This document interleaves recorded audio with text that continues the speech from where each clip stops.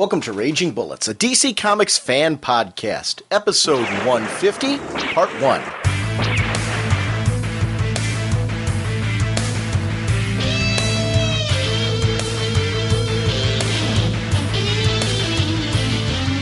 Welcome to Raging Bullets. I'm Sean Whalen, drnorge on the CGS forums, and I'm joined as always by my co-host Jim. 150 episodes, 10 billion hours of podcasting, 10 or more recorded naps, 7,201 you-knows, 75 throat surgeries later. My vocal cords may be more bionic and electronic than an iPod, but I can still rub my Adam's apple like a touchscreen and get this anniversary show started. So says the sensei of the Whatnot Segulin. How's it going, eh? We can rebuild him. We can make him stronger. We will make the first bionic podcaster. Bionic whatnot. Da-na-na-na. Jim, 150 shows. Wow. We're actually doing this as a two-parter this week. We have a special interview with the colorist David Barron that is going to be on part 2 of this particular podcast, so we're going to be recording tomorrow night. We wanted to get a show out this evening, though, to get you started and kicked off, and we're preparing. This is crazy. Our 150th episode, which, you know, is our big anniversary show, right before the New York Comic Con. We got a lot to do this week. I know. It's like, yeah.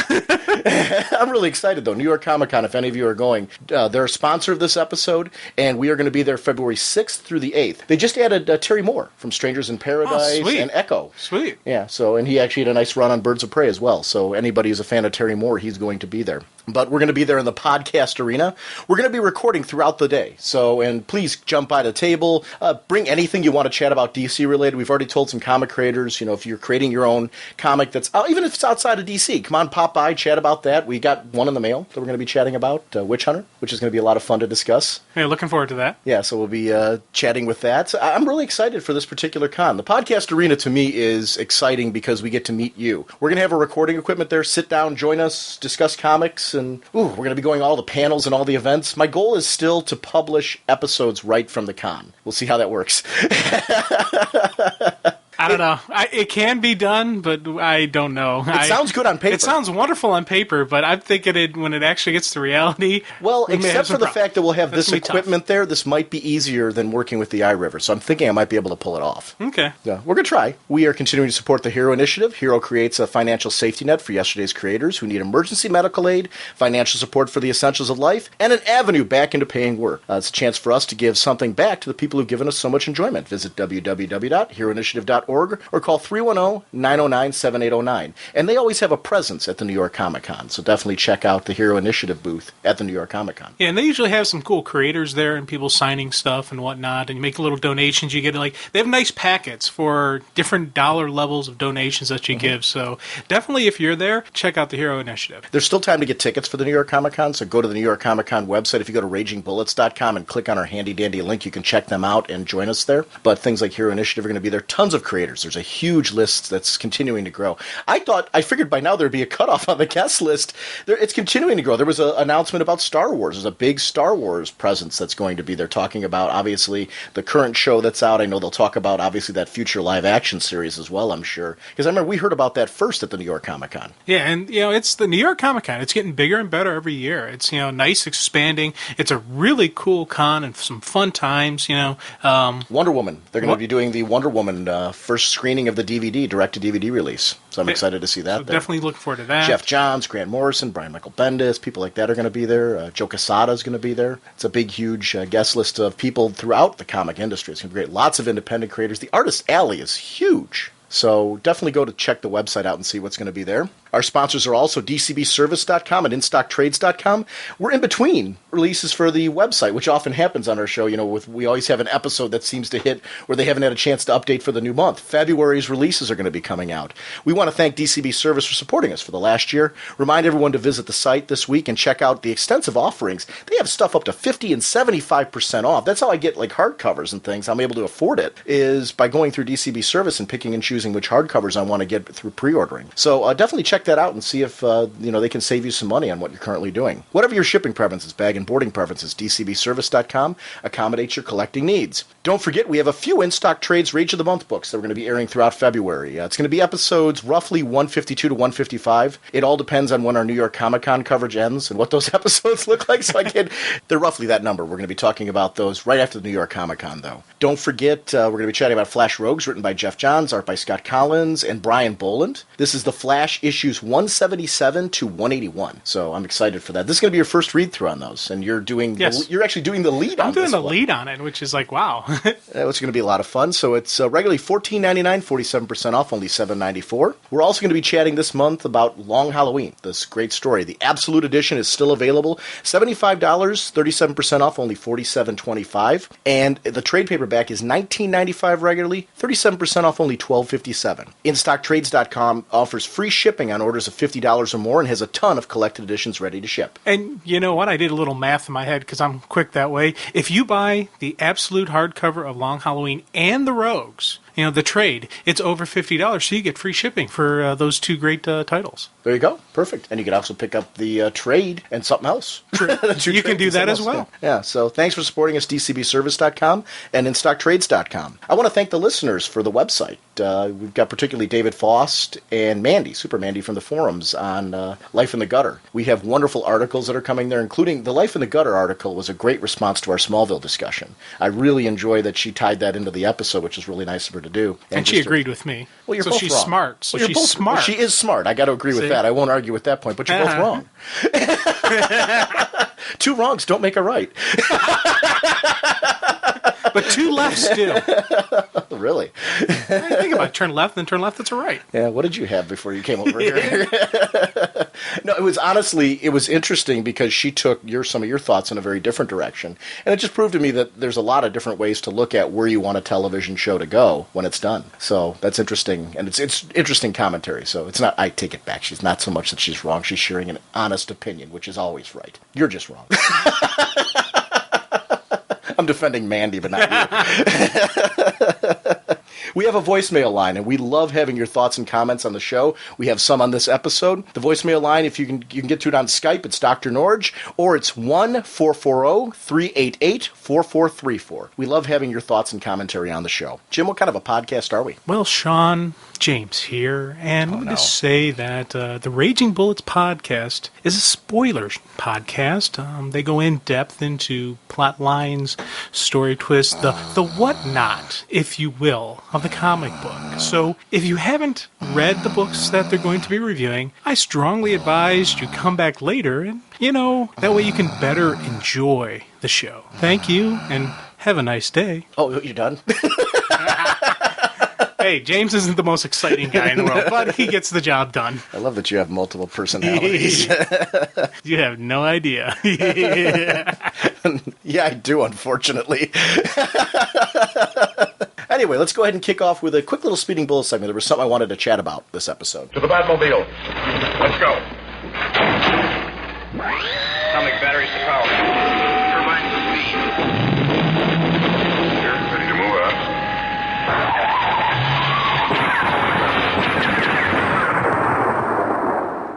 Did you get the Superman Kryptonite Nevermore, that DC Classics collection one with Denny O'Neil, Kurt Swan, Murphy Anderson? Did you pick that up? Oh, yeah, I picked that up. That's awesome. It's the first in this series of books that they're kind of, in quality-wise, paper quality-wise, they're very similar to the omnibuses, the Fourth World omnibuses. It's not as thick, obviously. It's more... thickness-wise, it's kind of akin to that Neil Adams one that was just released. The paper quality is different, though, than Neil Adams. I don't know if paper quality so much as the reproduction quality. The Neil Adams one, it looks like it was totally remastered. Did you get to take a look through that one at all? Yeah. The coloring looked like it was remastered and everything. And all that. Whereas this wasn't, but it's a good quality, and I'm really glad I picked this up. But it's interesting to talk about this now with some of the changes that have occurred continuity-wise right now, where they're kind of changing things around and mixing things up again. Back in this era, in 1971, Julie Schwartz was doing the same thing. He took over the Superman books, ushered in a brand new era. From the opening of this book, some of the tools such as the various Kryptonians, Kandor, Krypto, Robot Superman, and the like were taken out of the storytelling in favor of focusing on Clark. So it was interesting how they kind of shrunk things down a little bit. They didn't get rid of them. They just stopped using them. It was kind of a ban on that kind of stuff for a while. The first issue in this volume, and that's all I'm going to talk about at the moment, so this is going to be kind of spoiler-filled, but it's just the first issue that's in the volume. I'm not going to talk about the rest of it at the moment. It kicks off with the concept of kryptonite changing its properties due to a science experiment attempting to use it as an energy source gone wrong. Superman was present, in case something happened, and used a lead casing, a bubble, to try and contain an explosion that occurs. He's sent backwards through the ripple effect of it with no ill effects on him. His outline was left in the sand. But it turns out that the explosion changed all kryptonite on Earth, because of the nature of it, to a harmless metal, so Clark was no longer in danger from it. Interesting points of note. The first issue shows Morgan Edge, the owner of the Daily Planet, starting to transfer Clark over to the TV station to be a news reporter there, so we get to see where that happens. This added a new wrinkle for Clark. Due to being on news camera, he needed to find clever ways to change when covering a story, or else his identity would be found out. It's different than having a notebook and standing there and not having somebody with the camera focused on you. Now he's on camera. So how do you do that in the middle of a crisis? Interesting little dilemma that it makes for him, and I like this kind of twist. Morgan Edge does point out that he feels that Superman is more dangerous now due to the twist that he has no vulnerabilities. Power corrupting, absolutely, and that type of thing. So it's an interesting little concept. The dialogue, a little dated in spots. I don't know if you had a chance to read any of this yet, did you? I've had a chance to look at it, not a heavy, solid read into it, though. Yeah. Dialogue we've talked about before. This is back from the early 70s. This is stuff that came out. I wasn't even one yet when this came out. So it's an interesting landmark piece. You and I were infants when this came out. So I didn't read this when it originally was out and about. The dialogue holds up pretty well, but a little bit dated. So, that's just something... You get that, but it's... Yeah, but there's not... And I'm not saying that as a knock, it's just something to be aware of when you walk into it. I think if you know that kind of stuff ahead of time, and you're prepared for it, you can really get in and enjoy an issue without having to worry about that. It's very enjoyable. The art's stellar. The paper quality and reproduction, like I mentioned, is similar to the Fourth World Omnibuses, but it's great Kurt Swan art. He had a new inker on this one, and they talk about how this era was kind of a defining era for Kurt Swan. Some of the covers were done by Neil Adams, and there's that iconic one of Superman bursting out of the Kryptonite chains that you kind of seen everywhere. This was the first issue that actually contained that particular piece of work. So very cool to see that. That's cool. Yeah. I really enjoyed the last bit where the criminal was trying to use kryptonite on Clark, only to have Clark take it and eat it. Imagine your surprise. You planned ahead. It's like, I got you, Superman, and all that stuff. And he takes it and eats it. It was kind of cool. The first issue ends with an outline in the sand that was from the explosion of Superman coming to life and actually, fleshing out and becoming like a Superman of sorts. Sort of a doppelganger. Not looking just like Clark, maybe in the later issues that he does, but I really wanted to just focus on the first issue for this particular. I really like this. I dove right to this, and I'm going to keep reading it. But it was a nice little collection. This is part of that same series we're seeing. The Batman Annuals are part of this. The Life and Death of Pharaoh Lad from the Legions being collected in this line. And then there's the Swamp Thing one that's coming up. So I've been getting these as they've been coming along because I want to get them at 50% off, obviously. Versus grabbing them later and saying, geez, I wish I had saved some money. Because it's like you're getting 2 for 1. So that, I'm going to collect these as long as, because it seems like they're doing one a month, and I can kind of budget it in that way as long as I know that they're going to be 50% off and do that. So some other trades that I might have I've gotten of recollected work that I've already been enjoying, I'm probably going to skip out on and use some of my budget towards these because these are things that I haven't read. So I'm excited to be grabbing these. Yeah, it's always cool to get a view into the stuff you haven't read from the past, and you're like, oh, okay, so that's what they were doing back then. Yeah, but Denny O'Neil, I guess at this time, was writing Batman, Superman, and Green Arrow. This is the classic Green Arrow, Green Lantern, Green Arrow run that he did. That featured Speedy as a drug addict and all that stuff. The hard-traveling heroes stuff that we still hear about today. That's so popular with the two of them that connected them. So he was doing a lot in this era. He was kind of like, in that time, the Jeff Johns of that era, where he was kind of shaping a lot of the big characters in the DC universe. And he stuck with Batman for, I want to say 30 years, 40 years. I don't know. There was a huge era of him, being involved with Batman. Okay, that's a run. That's a run. Yeah, you win. Yeah, that kind of run. But I remember growing up, Denny O'Neil on some letter, either writing or doing editorial work, was heavily involved in the Bat books. So this is considered his defining era, though, in the 70s. The stuff with him and Neil Adams that they were doing back then. It's funny, though, Superman was a character that he didn't feel as comfortable with. He stayed with Superman for a short run and then moved on, but this was considered a defining run. I like it so far. What I've been reading in this so far is really a lot of fun, so I kind of wanted to note it because I thought it was an interesting book to talk about. I was going to talk with Smallville, but you haven't had a chance to watch it for a couple of weeks, so I want to wait and we'll either talk about it on part 2 of this if you've watched it by then, which you might not have, or at the New York Comic Con. We'll do a little Smallville chat before the New York Comic Con and have a good time with that. So I'm excited to talk about stuff that's been going on the last couple episodes, though. And actually, I do want to jump back to our discussion because there were some things that Mandy in her Life in the Gutter column brought up where she was talking about Smallville continuing. Actually, we can talk about it now. She was talking about Smallville possibly continuing in a Buffy-like fashion, like with the Dark Horse Buffy series. And see, that's where I actually really agree with it. I agree with the idea of it continuing as a comic book, but the Buffy comic doesn't like cross over with Hellboy and different things like that in Dark Horse. That's kind of, I would like it to see it continue, if it's going to continue in a comic book form, in like that Buffy season 8 vein, where it's like another Smallville season.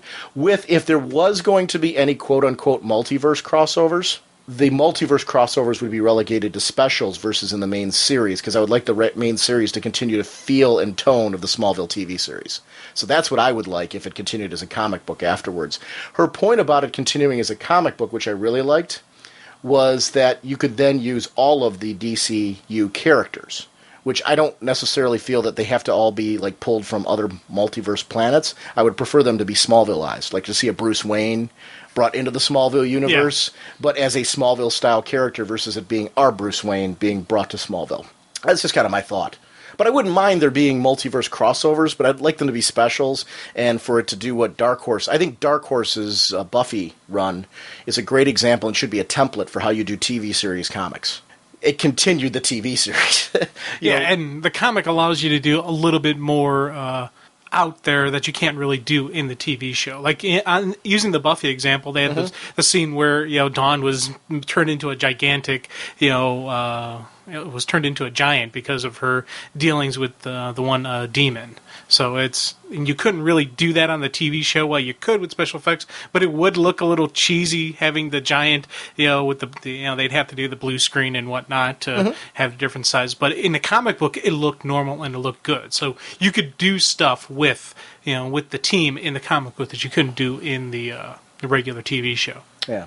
How would you feel if in the comic book Clark stayed in the red and blue outfit that he currently wears in the show? I wouldn't have an issue with it, to be honest with you. If they're not going to go, I do want to see him in the tights. I made that very clear. But what if they didn't? If they didn't, and they keep him up as the red and blue blur, and they keep where he never stays in one spot where people can see him, and they know this red and blue blur is doing something, then that would be cool. Keeping it more Earth-based, right? Type of thing. Or they could even kind of switch him around a little bit if they were to put a mask on him or do something different with not the traditional outfit. I don't want to see him with a mask. I don't know. I wouldn't mind it. See, my opinion is if they're going to change it up, if they're going to keep him like Earth-based and kind of keep what they've been doing with the show, or they keep because it sounds like on the TV series they're even moving to the red and blue outfit being only when he's, because now he's working at the Daily Planet and all that. We only see him in that when he's in Superman Clark mode, that, and they're kind of making that his Superman outfit to keep it more, more reality-based, I think, like they've been doing with some of the, because the Green Arrow costume is definitely more of a reality-based outfit. Even if you look at his bow and arrow and his tools, they're definitely more reality-based. Right. I like that. I like that kind of theme of the whole thing. I'm with you, and I want to clarify that. I would love to see him in the cape and tights. I would like to see him in the cape and tights on the show or in film. That would be, I want to see that on screen versus in the comic book, because we see so much of Superman in the cape and tights in the comic book. I want to see it on screen. That's, to me, where the geek out is. Smallville, to me, I'm glad it looks like there's a possibility of another season, because I enjoy seeing it on television. But if it's going to come to an end, and if we're going to be a comic book, these are like my wish list of it would be that it follows the Buffy template. Because I think Supermandy brought this up, and I totally agree with her theory that, it should follow Buffy. I think we're a little off, though, and that thing is where I just do disagree with the two of you, but it's a matter of opinion versus being right or wrong, that I don't necessarily need to see it a part of our DC Universe multiverse. Unless it was specials. I would be okay with that if they did, like, annuals where it crossed over or something like that. Just the main book, I would like to see it follow what Buffy does. And she brought up Buffy, and I thought that was an interesting example, and it was actually case in point. I'm in firm agreement that is a great example of how to continue a TV series into a comic book. It's funny.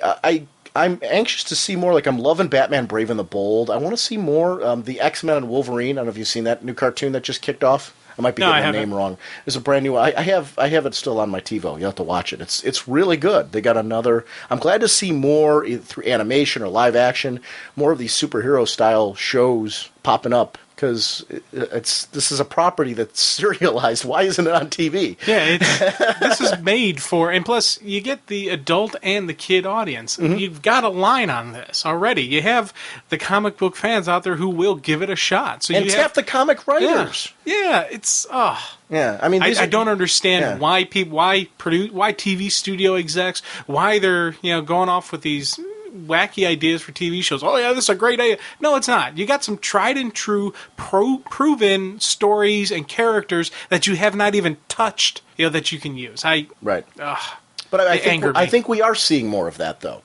When I was looking at Dead Space, for example, the video game, the animated movie that was kind of a lead into it was written by Gray and Palmiotti. That's the type of thing we're starting to see more comic book writers, not just in superhero style thing, but more video game related. This whole genre, it seems to be a nice target audience for them to be tapping the comic industry and the creators that are part of the comic industry. We're seeing artists that are being pulled in for concept work for video games. DC Universe Online. Marv Wolfman's involved. There was a big announcement that Marv Wolfman is going to be involved in some of the story writing for DC Universe Online. So we got Jeff Johns and Marv Wolfman now involved. I'm sure we're going to hear about more resources being tapped. Obviously, Wildstorm's heavily involved in that, but more resources being tapped for that game. I want to see more of this. Have you seen more of the screenshots of that Batman Arkham Asylum? Yeah, I've seen a couple of those things. That game's going to be mind-blowing. I know. So it's part of the argument that I'm using in my head, to get a console system so I can play it.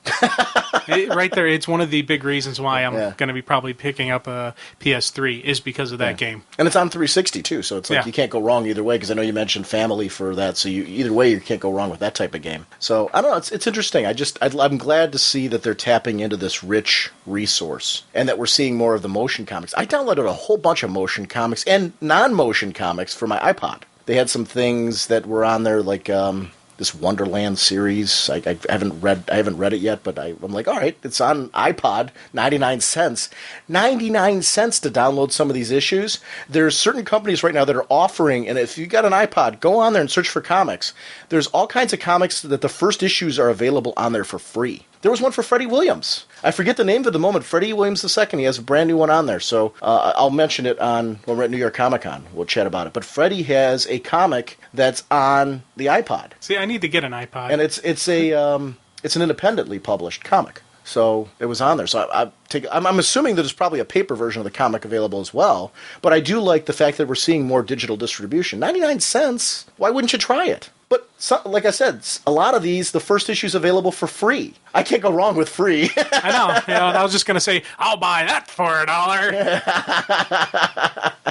But it's nice because you turn the panels on the touchscreen just by sliding them across the screen. So it's kind of like page turning and all that. It really works well. So you'd be surprised at how good a device those iPod Touches and iPhones are for reading comics. It actually works really well panel by panel. So I'm hoping we see more successful digital distribution where the creators are making money on digital comics. They don't have to be motion. The regular ones work great on there too. So I'm hoping to see more of that kind of stuff. And I don't know, just kind of a neat little thing. I thought it was an interesting little anecdote. I'd love to see on the forum. How do you guys feel about digital comics? Whether they be the motion comics with a narrator and movie style soundtrack and that type of thing, or just plain comics, being able to turn the pages on a little mini screen. How do you guys like that kind of stuff? Is it something you're not into? Do you prefer the paper? I like a mixture of both. Honestly, if more stuff was being distributed digitally, I would do a mixture. I need paper comics. I like them. There's a reason for them, and I don't ever want to see them gone. But I do like a variety of distribution. I would read more. If I had a larger screen monitor, which is one of the things on my list to buy, and I keep forgetting to go to the store and get it,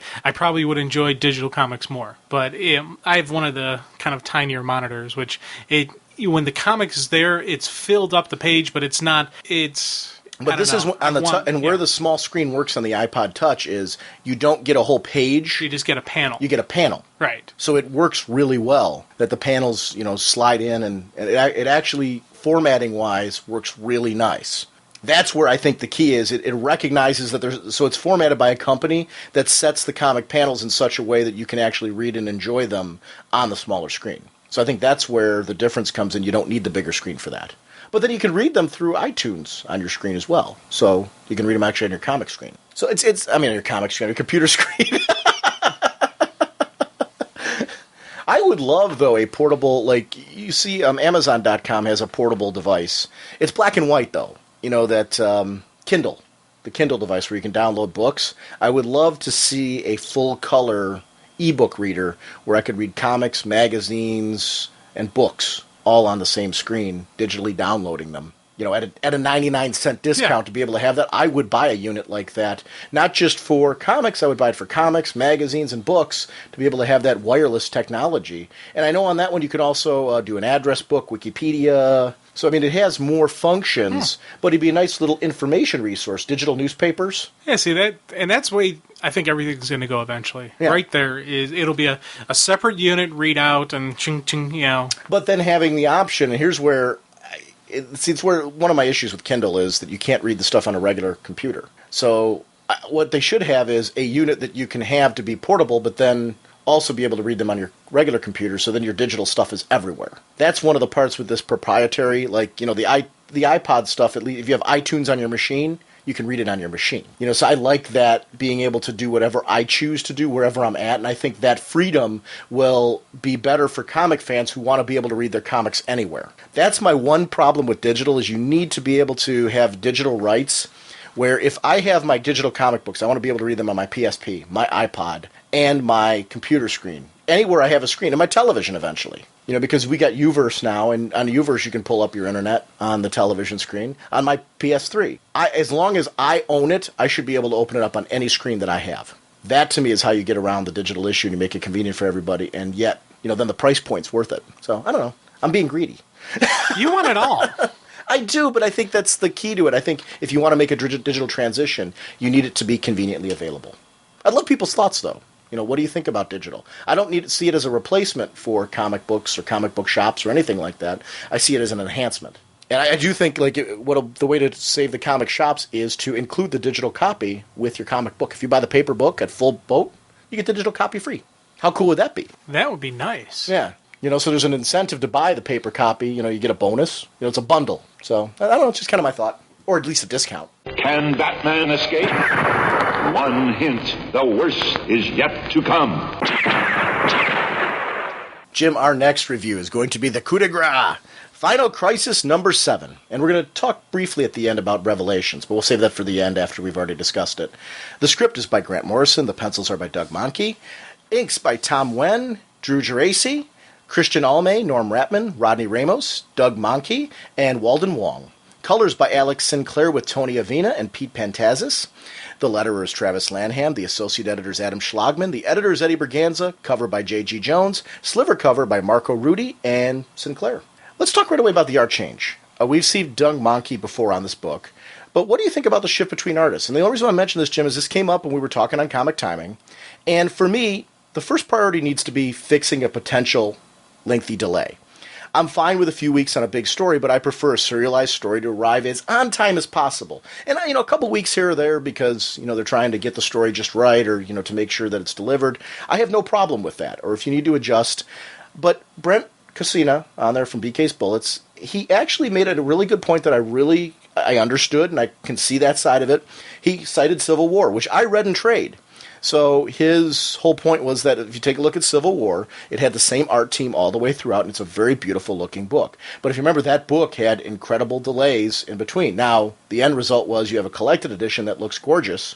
My thinking, though, is if you take a look at the art teams that are present on this one, Carlos Pacheco, J.G. Jones, Doug Mahnke, the inkers, the colorists, they did a fantastic job on this book. It's a beautiful book all the way through anyway. So being honest, I always tend to, and this is just personal preference, not so much as disputing him as just sharing my point of view, I always tend to lean in the camp that getting the story in our hands, if you got to do fill-in artists, you can't go wrong with the ones that they chose.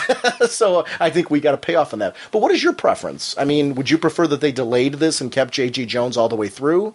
Or are you in the camp that we need to move? This is the big event for the DC Universe. We need to move. I'm definitely for the camp of keep it going. You know, they picked some good art replacement.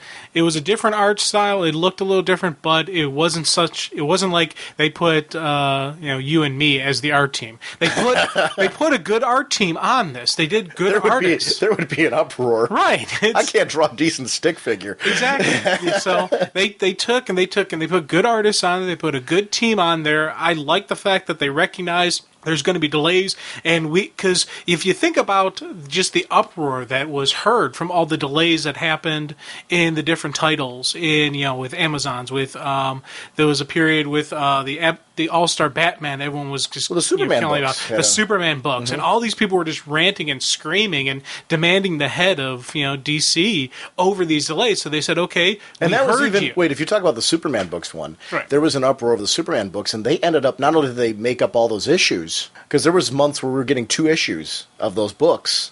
Granted, it was a fill-in team, but I enjoyed those issues. There were some of the ones that tied in with Countdown that featured Jimmy Olsen. So they made it up that way, and those wound up being good issues. But I can understand that. So I'm a big fan of, hey, if you got to do a fill-in, get the book out to us, because that's going to please more people.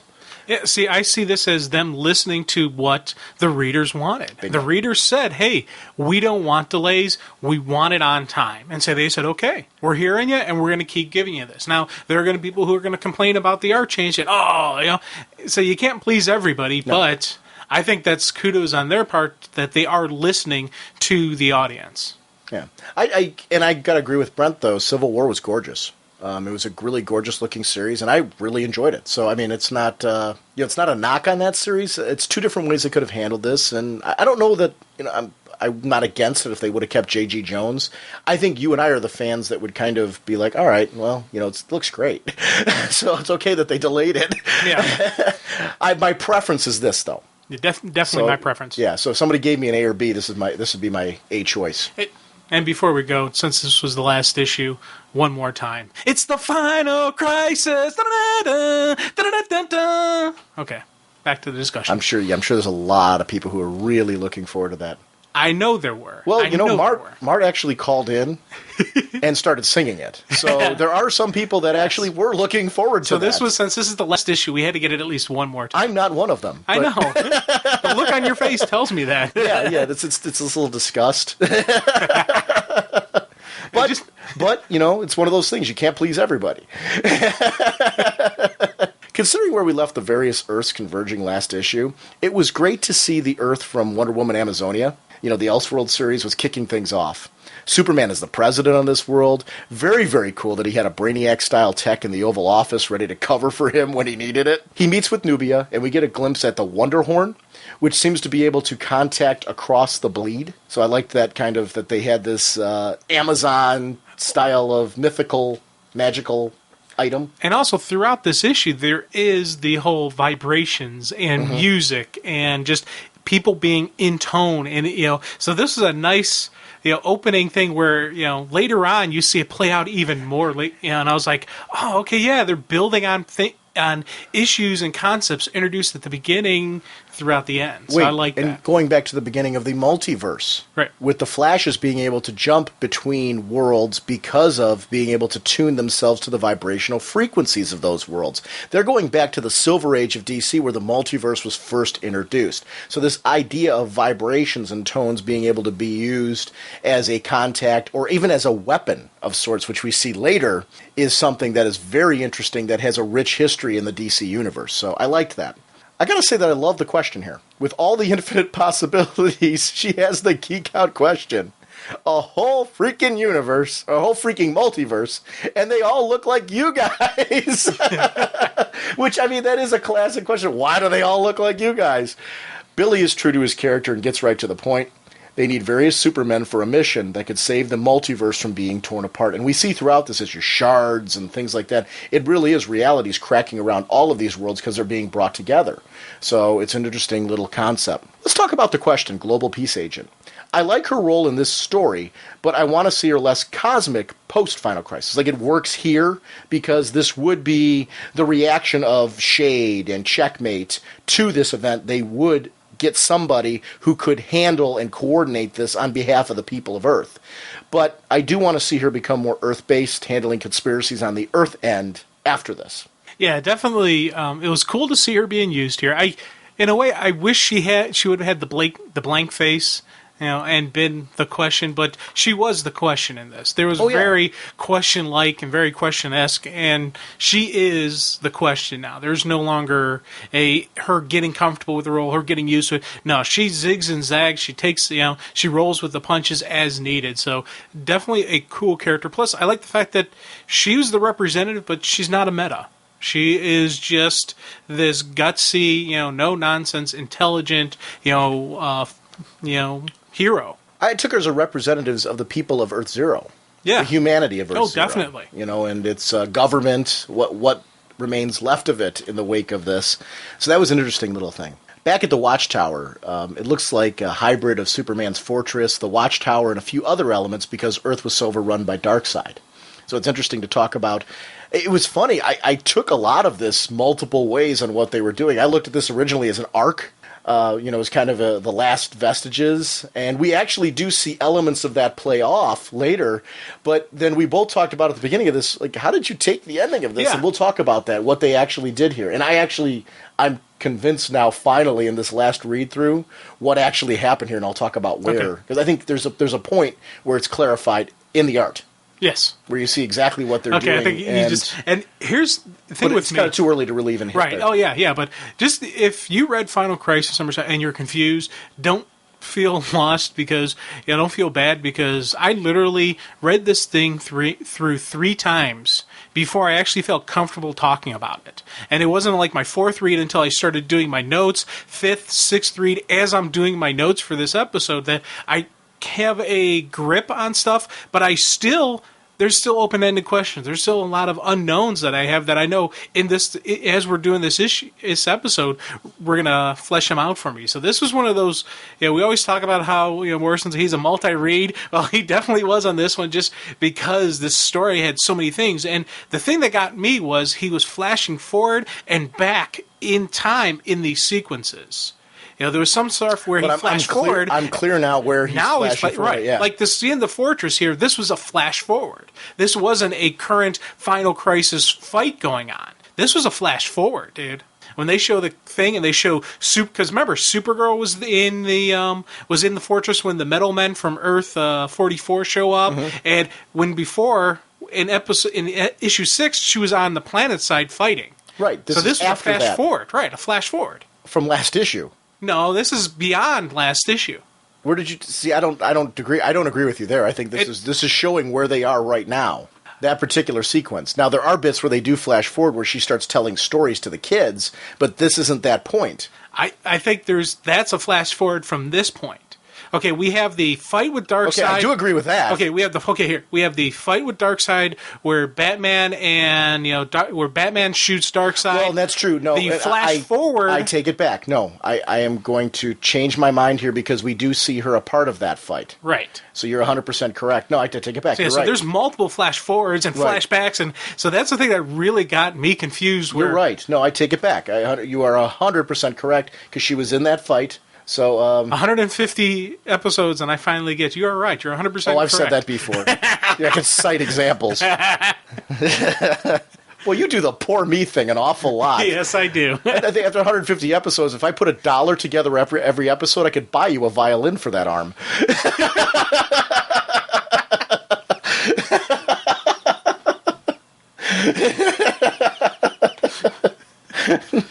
It's interesting that the universes are becoming unstable, though, and we see shards of each of the universes bleeding together, which is how the Metal Men came in from Earth 44, which was cool.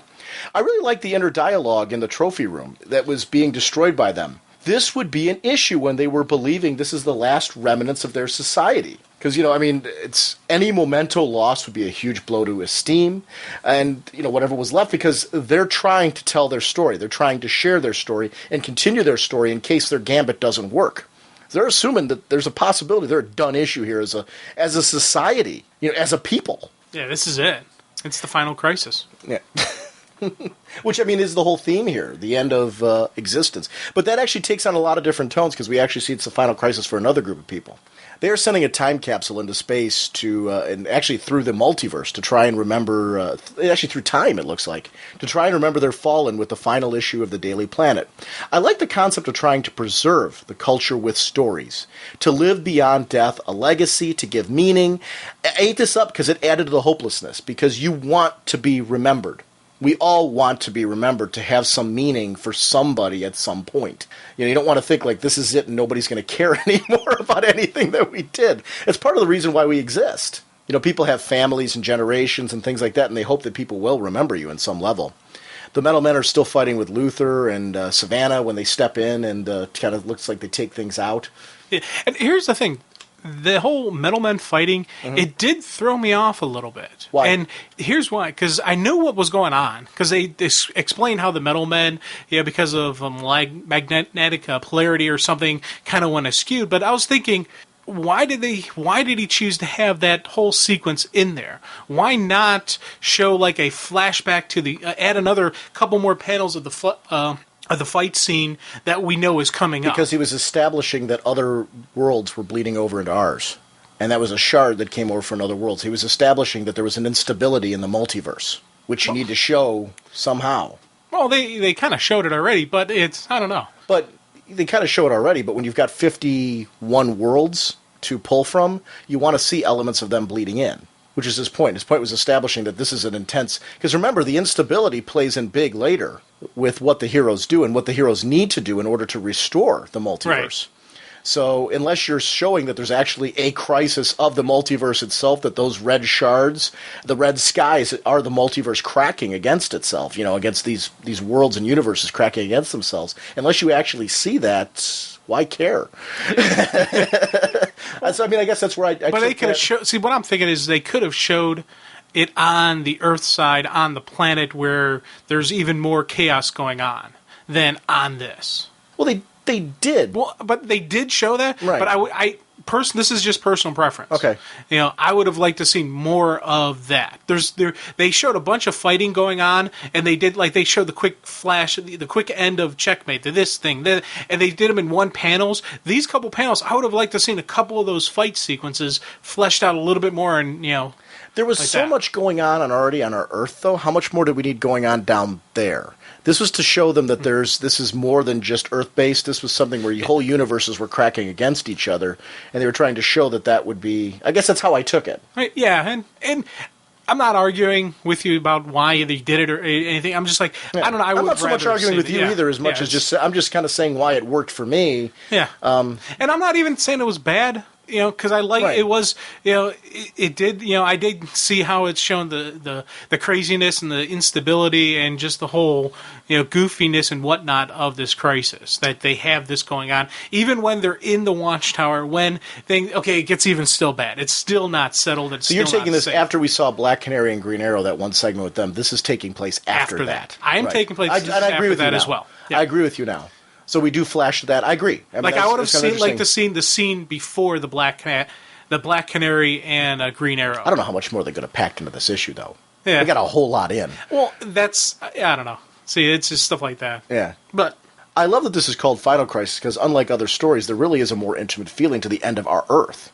The final, that's where I think it fits. Normally people would look to Superman, for example, as a beacon of hope that will somehow save the day. In this case, though, it almost feels that they look to him as to prevent this from happening to other universes. Assuming that our world's kind of done, and this is like, we've got to stop Darkseid now before, this continues on anywhere else. And what can we do to save other worlds from befalling this? Yeah, we got to seal the wound so it doesn't affect other people. Right. We're done. This is it. But we're going out. We're heroes. We're not going to let we're not going to let the multiverse fall. We're not going to let other universes fall. We have to stop it here and now. Not realizing that he does in fact have a plan. Right. Which is kind of an interesting thing. Again, great Darkseid dialogue. You turned your back and I wrecked your world. I robbed your people of their powers, their hopes, their future themselves. What will you do when your enemies, your friends, your lover are all Darkseid? When there is one body, one mind, one will, one life that is Darkseid, will you be the enemy of all existence then? What irony will that be, son of Krypton? Just venomous, right out of the classic Darkseid, trying to take away all that Superman is to break his hope. Everything that Superman lives for, saying that it is all me. What do you do then, son of Krypton? Yeah, and you gotta love these just classic, force of evil, force of good, face to face, man to man, just face off, and you're just like, yeah. Even and Darkseid's dying. He was shot with the God Killer bullet, right. And yet he's still like, I still won. You've lost. This, and that's more important to him than anything. Right. Is and to with his dying breath to continue winning. Superman snaps at this, but he can't do it because it's Turpin. He realizes, looking at the DNA, that it's Turpin in there. And we get the reason why Darkseid... And I love how this kind of goes back to the beginning, and we see why Darkseid chose Turpin over Batman, say, for example. It was all about gaining power in the struggle. And, kind of almost like he was in a cocoon, nurturing himself inside this struggle. But... with Bruce, the struggle would have taken too long. There was a timetable in place that he was working off of, and I loved that example, that he knew the exact person that he needed, or the type of person that he needed, in order to achieve the results. And it was a good choice to have someone with such rich Kirby history as Dan Turpin. Right. When Clark is about to be taken out via the Omega Sanction, he hears Barry and Wally coming. And we see the extensions of Darkseid powering up in their eyes. You see all the people that are Darkseid firing this. He can feed his power through them, so he truly is everywhere. They are outracing the Black Racer, pulling him towards the target they want him for. Now, I love time-related stories. We see Darkseid in the future where Orion's already dead, firing the bullet into the past to kill him. This completes the cycle and answers the question when he killed his son. He did it now. He fired that bullet now into the past. We see it zip past Superman, and we see the speedsters coming in, and it zips past Superman to the point where we originally saw Barry racing in the beginning. Right. So it actually completes the time cycle, so it actually works. Now they are racing the Omega beams to pass through Darkseid, which brings the beams down on him. He was already dying of the bullet Bruce shot him with, but now adds the beams to that. And now here's the question. What happens if he gets hit with the Omega Sanction? I think he's got to face the Omega Sanction. Right, so that means that Darkseid himself doesn't necessarily need to be permanently dead from this. Right. So that's a loophole where you can bring Darkseid back later that they put into place. I like that. Oh, definitely. And now here's the thing I'm wondering now, when we had, here's part of the things where there's a lot of confusion still going on in my head. We have the Omega Sanctions coming in. Mm-hmm. Now, those are the ones fired from the people at Superman, but the Flashes pulled them in. No. They weren't fired at Superman. They were fired at the Flashes. Okay. Remember, they were going to fire them at Superman, but then Superman said, wait a minute, you're forgetting not everyone's done yet. Okay. There's still hope. He announces Barry and Wally. They fired them at Barry and Wally. Okay. I didn't know if they were able to pull the beams because of some Flash thing. No. They were fired at the Flashes. Okay. They outraced the beams. Because and passed through Darkseid through vibrations, bringing the beams down on him and the Black Racer down on him. At the same time. Right. Boom. Okay. So now the Black Racer is facing Darkseid, saying, you're dying from this radion poisoning from the bullets, and you're a done issue, now you're mine. Yeah, okay. Now, question number 2. Okay. The whole thing with Arthur, bringing back Arthur Curry, in that one panel, they mentioned he would come back in the Earth's greatest need. So it was the fill of the prophecy. He was fighting in Atlantis during all this. So apparently Atlantis befell this. We haven't seen that yet. Yeah, I'm like, when are... They brought him in a previous issue. Remember, we saw him in the horse in one of the previous issues of The Seahorse. Did we? Well, this isn't the first time we've seen him. We saw him once before. Okay. In one of the previous issues. Again, same thing, though, single panel. Yeah, see, I don't remember. I think this was DC's way of... I want to see Arthur Curry. And they did say he's going to appear in Blackest Night. So I think this is more of a prologue to seeing him back versus us meant to have complete understanding on what's going on with him at the moment. Okay. I geeked out at seeing him in a cameo. It was a cameo. Yeah, and I liked it too, but it did kind of was one of those, I'm with you. Moments. Not arguing with you at all. I agree with you, but my personal feeling was that was meant to be a geek out cameo for fans that have been longing to see him, not so much a definitive explanation of, like, hey, why he's back. Kind of citing this whole prophecy thing that he, was prophesized to come back at Earthstar. Well, okay, so he did. So now...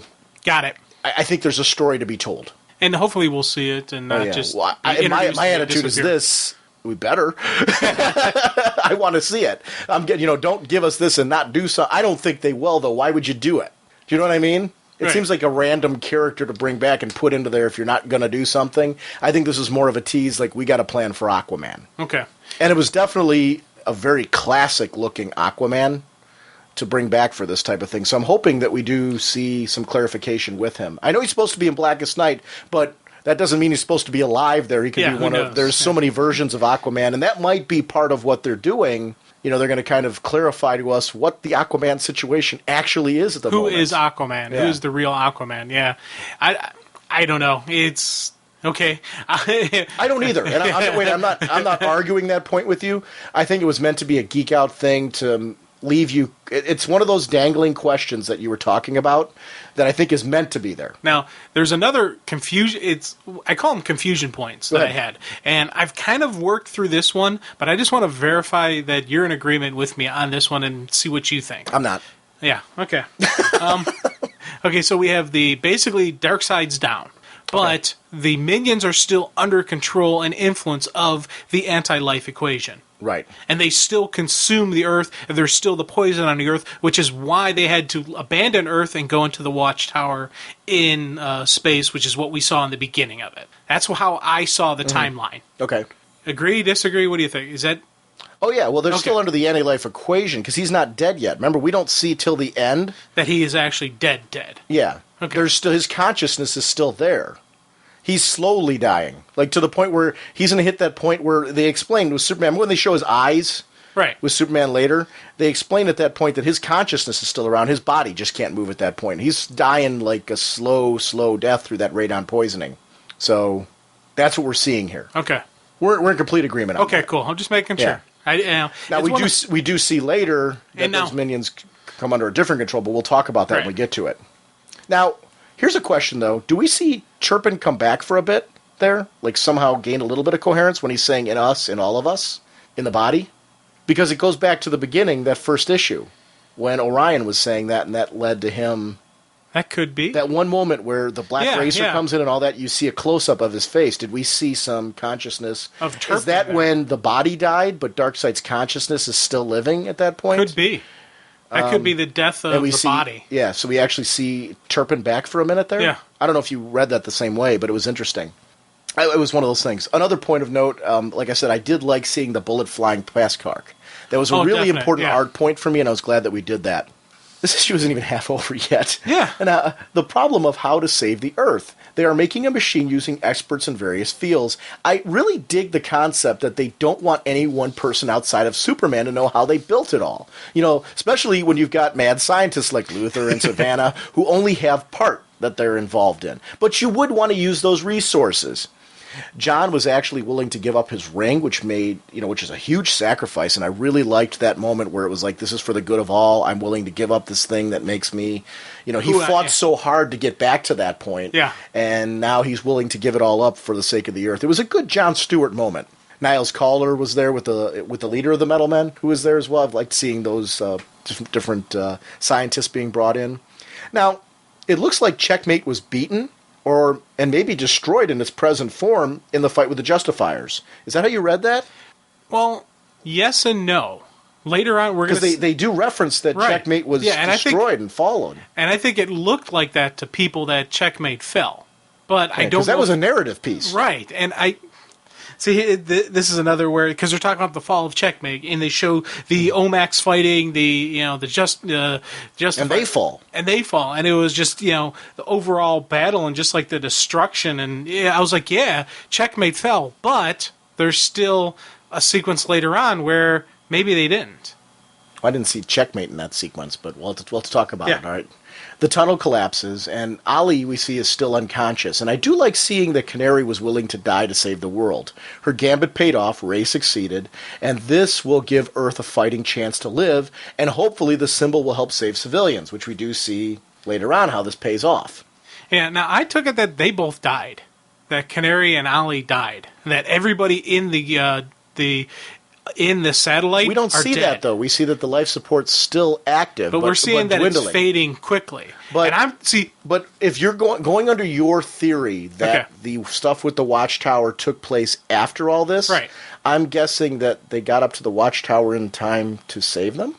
I don't know. They didn't kill Green Arrow and Black Canary. I don't see that happening. Well, see, I take it they were safe. There's this part. Yeah, I don't think they did, and I'll be able to explain it later when we get to another part of the book. Okay. It'll be easier that way. I took it that they thought they were. Well, the Canary was, because I think Ollie is still out. Yeah, or Ollie's because Ollie didn't speak at all. Yeah, Ollie was out cold or dead. Mm-hmm. And I felt like Canary was like, okay, that's it, we rule. And it was like that's her final. Those were her final dying breath. That or what we I did. see. I took it as she thought that was her final dying breath, but in the end, they were saved. Maybe we never see it though. So it does leave that question mark up in the air. And okay. The super young team retreat into the tunnel. Let me show you what Money Unleashed can do. I love to see a mini with these guys. I didn't care for them at the beginning, and we weren't supposed to, because they weren't supposed to be likable. I do now. I like them now. Yeah, when they got a chance to step up, they're kind of cool. Yeah, I big time like this whole sequence, and I was like, man, I hope, because they're the Forever People. Right. So I want to see more of them when they start discussing the Fifth World. I want to see a Fifth World, trade or a mini-series or something, and have these guys be main components in it. We start to get flashes of heroes telling the story to the children. I'm assuming after they're restored, preparing to move Earths, preparing to rebuild, that type of thing. Because there was a body of people on Earth 51 that they showed that escaped in the initial jump with Mr. Miracle, which we saw back in last issue. Well, so there were some people there, but then we see the people that are being shrunken down, Bottle City sized, and put into those little trays later for when they recolonize our Earth, which is clear what happened after we see them rebuilding and restructuring. And they do, I actually, through this read-through, we'll talk about Earth 51 because they do something with Earth 51, but it has nothing to do with our people. Right. And so we'll have to talk about that. Now, okay, we're seeing the super young team relationship drama. There was what looked like potentially the death of Mr. Terrific, which I'm hoping didn't happen. But there's no verification there at that point. That's why I'm saying I don't think there... Right. I think... But we did see the death of Hawkman. And Hawkgirl with potentially. Him. Because remember, okay. Okay, let me finish how I'm taking it. You can give me your thoughts. I'm guessing because Carter was in the front, you clearly see that Carter's taking...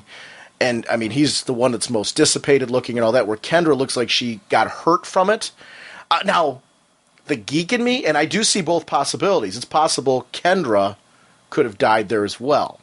I don't know how to take that. Carter was clearly in the forefront of taking out and stopping what Checkmate was doing, right, with the Lord Eye? Yeah, it was the Checkmate boom tube Lord Eye type thing, and Carter went into it, and he's like, I gotta shut it down. Right. So Carter's dead for sure. And Kendra's like, you can't do this alone. She went in with him. And if you think about last issue, when those two had those, kind of face-to-face, and she's like, if we're together, we're going to die. And he's like, I hope we die, because maybe we'll be reborn and come back and you will love me again. That doesn't That's how I read it. Yeah. Because she says, damn you, Carter, you can't do this alone. Now, I agree with that, but she was clearly behind him. Oh, yeah. Clearly behind him. I think the energy blast was enough that it consumed her. Okay. That's what I'm saying. I'm not saying that she was hitting it with him, but I think she flew in with him. Okay. And so they both were taking. I got to be honest with you, it's my preference. Yeah, I think they're both. I would love to see them both reincarnated and see Hawkman and Hawk. I'm torn though because I really like her in JLA. Now, so I guess I'm seeing the possibility that she may have survived. Well, He's definitely a toaster. He's strudel. definitely dead, and so is she. Yeah. But when hold on, okay. Now, when we're talking about that boom tube where it took a bunch of them to 51, that's where I think a bunch of Checkmate people went to. Because that boom tube was in there in the castle where the Forever People were, where Mr. Miracle was. So that's what happened. I think they got boomed to 51, but they didn't stay in. That's how the 51. Lions got over there and stuff like that. Right. That's how. Well, that's how Renee got over there. The only thing is that they didn't stay on Earth 51. Yeah, that's it. And then they jump on with Billy from Earth 5, and they are traveling with him because somebody's running that ship. No Checkmate. Renee was with him. Right. I think that's where they didn't. You never see why would they leave them hidden the entire time? They never show them at all. They only show Renee and actually the Superman reference that she was the only representative that was there. Why would you be here amongst all these Supermen? Yeah. They don't reference why would you and your crew from Checkmate be here with all these men. True, maybe. But I don't think they stayed on Earth 51. Okay. So I think there's people. That seems like kind of a red herring. I don't know. I don't take it that the checkmate. I'm not saying that every single checkmate member was dead. Yeah. But I don't take it that they're on Earth 51. Maybe I'm wrong. Well, we'll see. I don't think they're on Earth 51 either. Okay. Yeah. I don't take it that they came back, because we saw when the Forever people came back, right. they were brought back by Nyx. Right. Right. So, I mean, we can talk. I mean, if you got another more later evidence. on, there's a point where a lot of my stuff I'm saying is where I'll explain how it happened. So I think that they're on 51. They don't stay on 51. I think both Carter and Kendra are dead, and I think both Ollie and Black Canary are dead. I completely disagree on but that. I will explain why I think that later on. I'll tell you, and I'll tell you exactly why I don't, because there's no memorial to that. I'll tell you right now why I don't. In the end, they show a memorial to Batman. They show his cowl. They show the feathers for Hawkman and possibly Hawkgirl and the pyramid in reference to them. They never show anything indicating Green Arrow and Black Canary. True. I agree completely. And they never show anything for Mr. Terrific either. I'm guaranteed. My attitude is if they were not shown in that sequence, they did not die. Because they showed everybody there who clearly died in this issue. Right. And so we'll see. My explanation is clear, and when we get to it, I'll also tell you why I don't think so. But Renee is gathering Superman to try and save all of the Earths and help with the transfer of life from Earth 0 to Earth 51, I thought initially.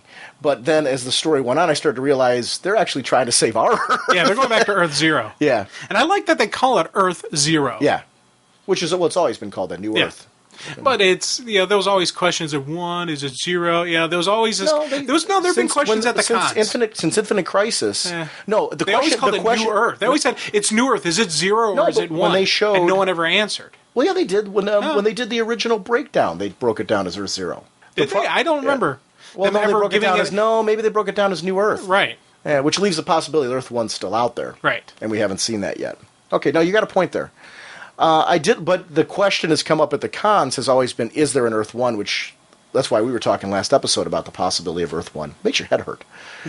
I did like that Overman and his cousin was a nod to the death of Supergirl in the original Crisis. Yes. It was a kind of a neat little thing. Renee having to acknowledge that she saw what was going on in that dissection room last issue. So that was a neat little, kind of continuity piece to continue on.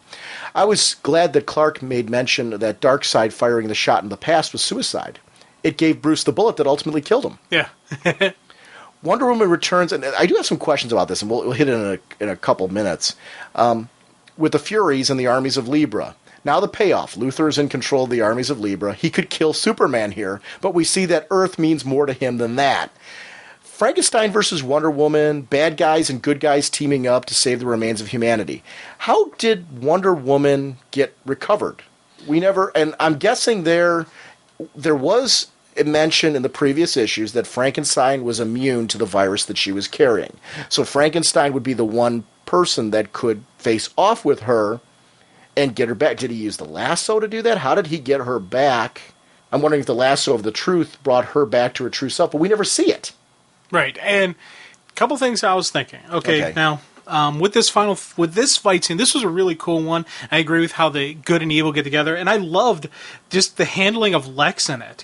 Not a word, Superman. We'll call this a historical first team up, the forces of good and the forces of bad, and I'll take credit for the victory. And I liked how good and bad were in parentheses as Luthor's saying it. So I was just like, yeah, this is some cool Lex moments. But and then true Superman, true to form, doesn't really care about it. Like, whatever you say, Lex, let's just move along. Yeah, let's just... Because all he cares about right now is saving life, which is the great distinction there. Now, the one thing I was thinking about with freeing Diana was a couple ideas. One, somewhere in the fight, maybe the lasso, but two, if you remember when Ollie and Green Arrow are... Ollie and Green Arrow? Ollie and Black Canary. Sorry. When Ollie and Black Canary are in the satellite, you see that Ray does the Darkseid symbol on the planet. Maybe that...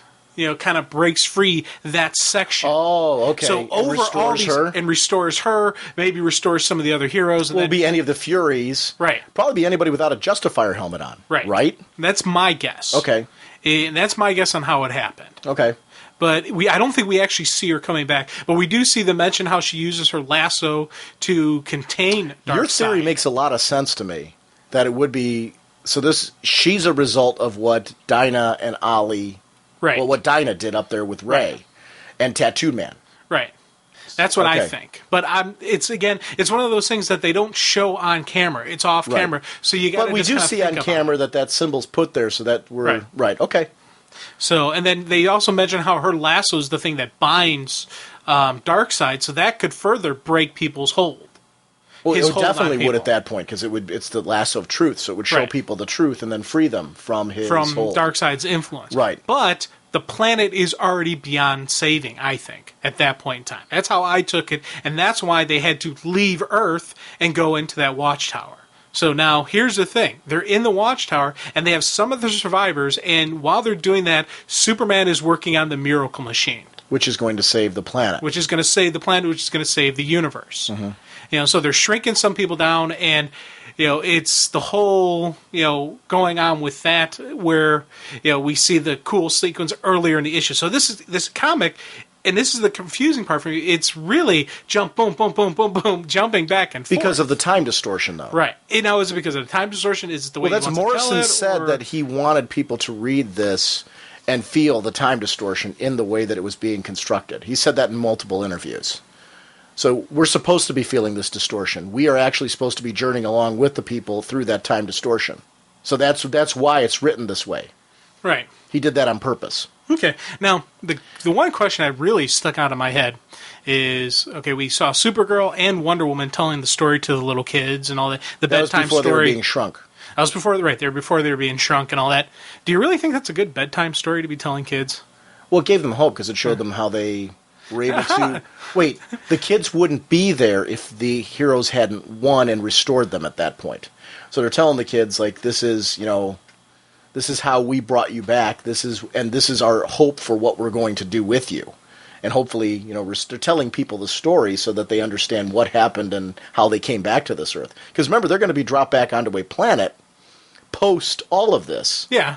So- but I just couldn't. I couldn't help but think, that the little engine that could maybe a little bit better for these kids. Oh yeah, bedtime story. Yeah, I don't know. This isn't Thomas the train. And this is how I first met Frankenstein. He rode in on a giant But if you dog take a look and at chopped the head of some dude's head off. But that wasn't how they presented it. If you take a look at their dialogue with the kids, the dialogue is very different. Yeah, I know. Yeah. So it isn't presented as graphic as you're portraying it. So we see Wonder Woman crushing her helmet before the migration, and I'm guessing in anger of how she was violated. That's a symbol of that violation. Well, they don't like Amazons. Do not like to be controlled by anybody. It's the whole. They don't want to be chained up. So that would be something very nasty for her. Now, when Superman was singing to destroy the last of Darkseid, was that to destroy his remaining hold on Earth? Wipe out his portion of that? Is that how you took that? Because he used that vibration from the multiverse to do that. Because that wasn't the Miracle Machine activated yet. That was before that. Right. That was him using like his super breath, super voice, or the in tuned with the universe to destroy Darkseid. Now, I took it. Okay. Here's where part of the thing with the whole Miracle Machine doing. I am confused. I'm confused. I took it because that was pre-Miracle Machine. Right. Okay. Superman is there with the Miracle Machine. He destroys Darkseid. Okay. And Darkseid is shattered, but I think because Darkseid wasn't so in tune with the Earth, so in tune with the universe, that when they destroyed Darkseid at that point in time, they destroyed the universe. And Clark and the Miracle Machine... They destroyed the Earth. Well, yeah, actually, I'd say more than Earth. Well, the Earth, because the Earth was... If you remember, we see the Green Lanterns coming back to a contained Earth, which had to have been... Here's what I'm... Okay. Okay, go ahead. Clark destroys Darkseid, destroys the universe, puts him into that alternate zone, and that's because the universe wouldn't need to be destroyed. Let me finish. Okay, let me finish. All right. Because remember, whenever they talk about Earth Zero, they say how it's crucial for the universe. Okay. You destroy Earth Zero, you destroy the universe. They've said that multiple times throughout Countdown, throughout this series, even throughout any time they're referencing the multiverse. You're they always forgetting talk a very about major that. point, though. It's I know where you're linchpin. going with this. Okay. And you're forgetting a very major point. Okay. That the Earth was contained in a bubble, and that was what the Lanterns were trying to get past, and they were unable to get past. And we see them when Superman does what he does with the Miracle Machine and restores the planet. We see them... I also took it that's where Clark restored the universe. He didn't just restore the planet. The Miracle Machine, restored everything, including the people who had died. So that's why I think Ollie and But Black Canary died. They were inside the bubble. Ollie and Black Canary were inside the bubble, not outside the bubble. Remember, anybody on the Watchtower was not outside of this. They were inside with everything that was going on. Remember, at the final battle, when we see Mandrake and Superman battle, the Green Lanterns, who were outside of the bubble, were the ones that come down to aid Clark, along with the Angels, and along with any of the Supermen that came in with Renee Montoya. And the Forever People. We don't see Green Arrow. We don't see Black Canary. We don't see Wonder Woman. We don't see any of the people that were... Right, I don't think they were created yet. Right. The Miracle because Machine they didn't were recreate... inside the bubble. The people outside the bubble were still alive. They didn't go through what you're talking about. Okay. They all had to be shrunk down and put into trays. They were all shrunk down and put in there. Superman's the only one that was outside of it. Okay, yeah. Because Superman had to activate the Miracle Machine. He was the only one left outside of that. I took it that... Everyone else is in a Petri dish. Here's what I took it. I took it that the shrink-down process wasn't actually a storage. It was more of a way so people wouldn't suffer when the universe is... Like, I took it... Here, completely storage. Here's how I took it that Clark knew that he had to destroy everything to rebuild it using the Miracle Machine. Mm-hmm. And that he shrunk down the people, put them in the Petri dish so that they wouldn't be around for the destruction. Knowing that he could bring them back. Multiple references that they were being put there for preservation.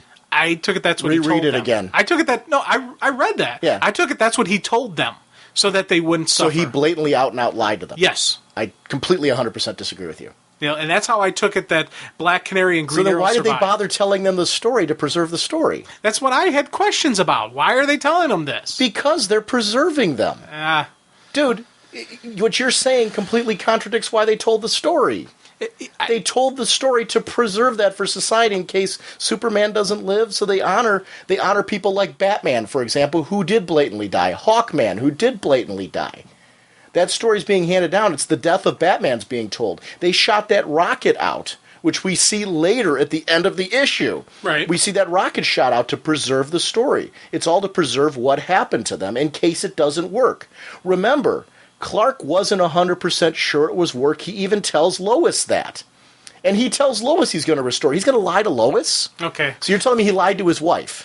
You know what? Hey, as I said, when I started this conversation, I wasn't 100%. There's stuff I will fight for. This wasn't one of the stuff I'd fight for. But I'm saying right now, I'm just explaining to you where it clearly was. Lois was the last one he shrunk down.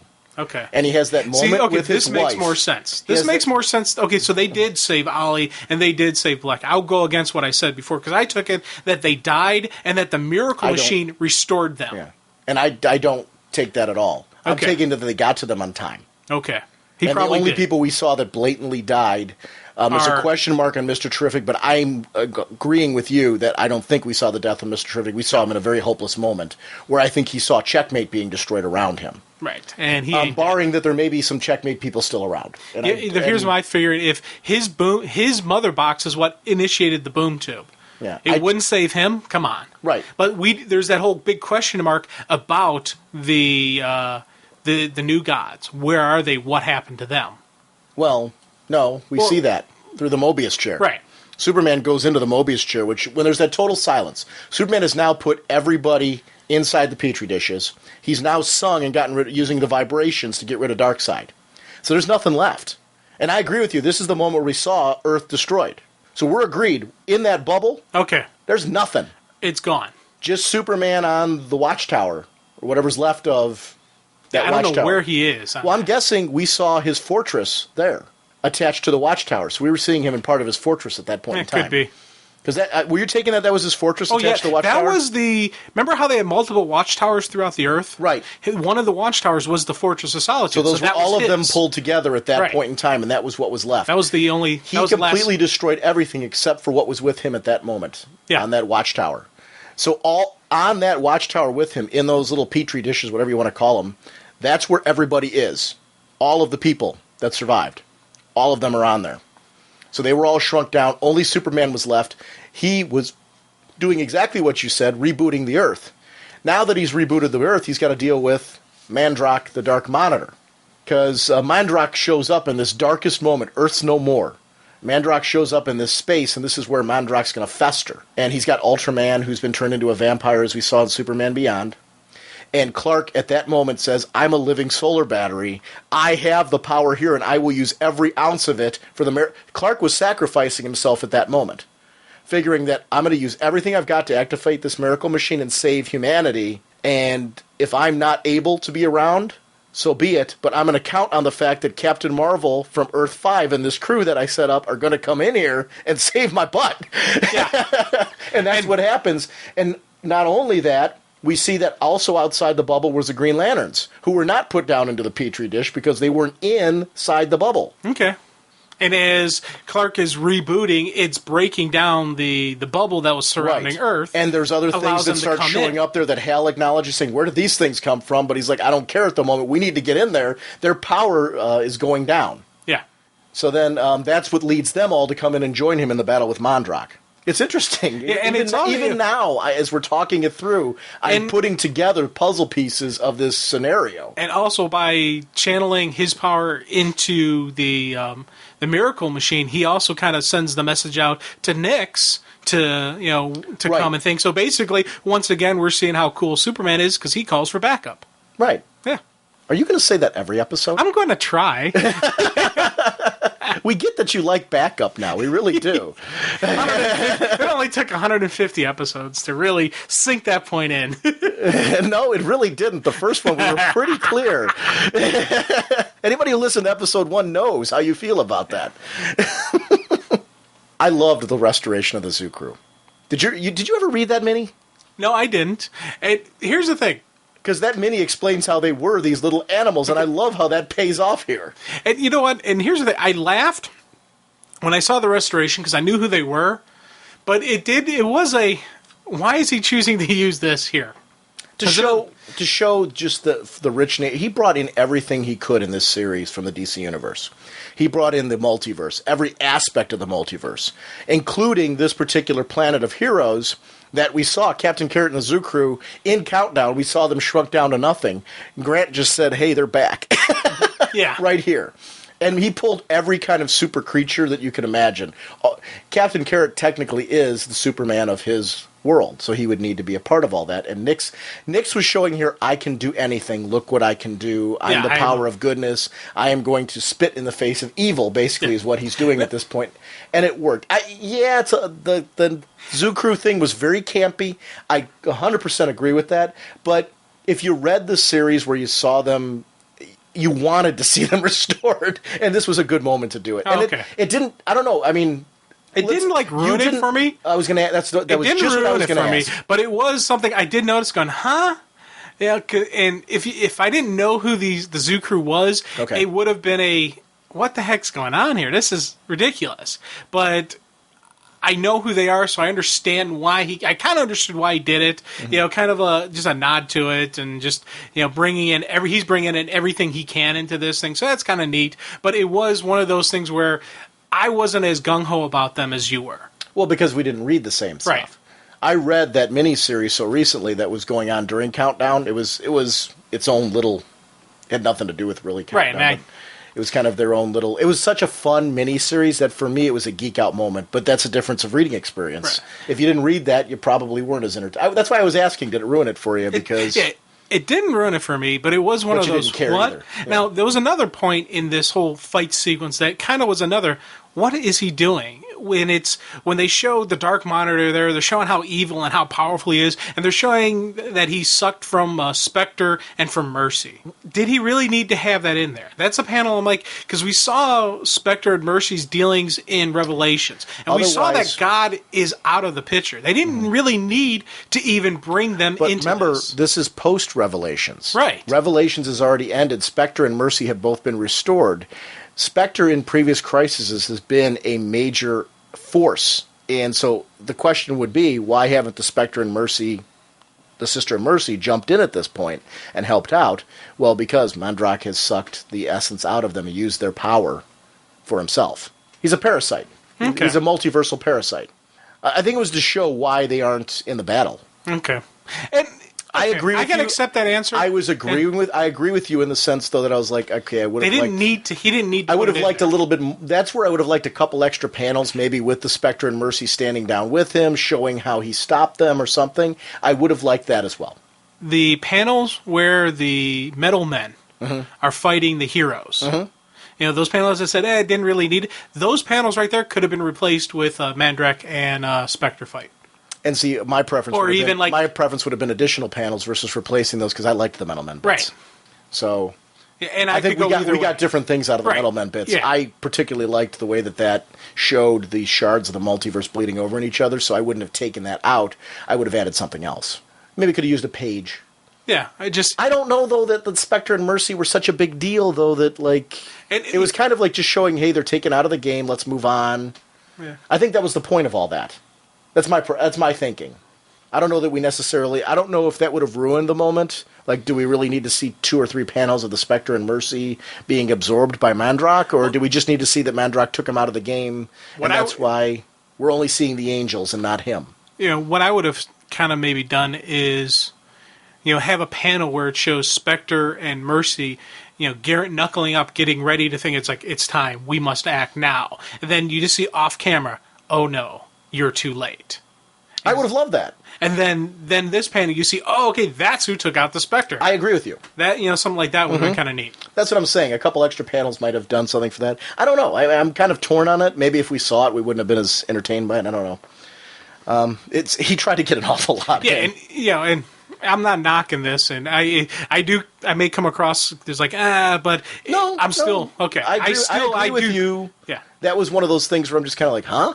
Yeah, I enjoyed this and I loved reading this. Right. So I don't want anyone to think, oh, you know, Jim's really down on it. I'm not. I just think these are things that as I'm reading through, I'm like, man, this would be kind of neat if this was in there. If this was in there, oh yeah, this. It's kind of that, you know. I think the honest answer, and this is just my take on it, is there comes a point where you say what is essential and what is too much. And I think there comes a point where you're explaining too much about what happens to every single person, and you're not getting to the gist of the story, which at this point is the army of lanterns, the angels such as Zoriel, the Supermen, the transformation of the super young team to the Forever People. This was the stuff that he really needed to get to. Those single panels were more of an explanation. Like, I think the Aquaman thing was just an explanation of there was stuff going on in Atlantis, and here's what.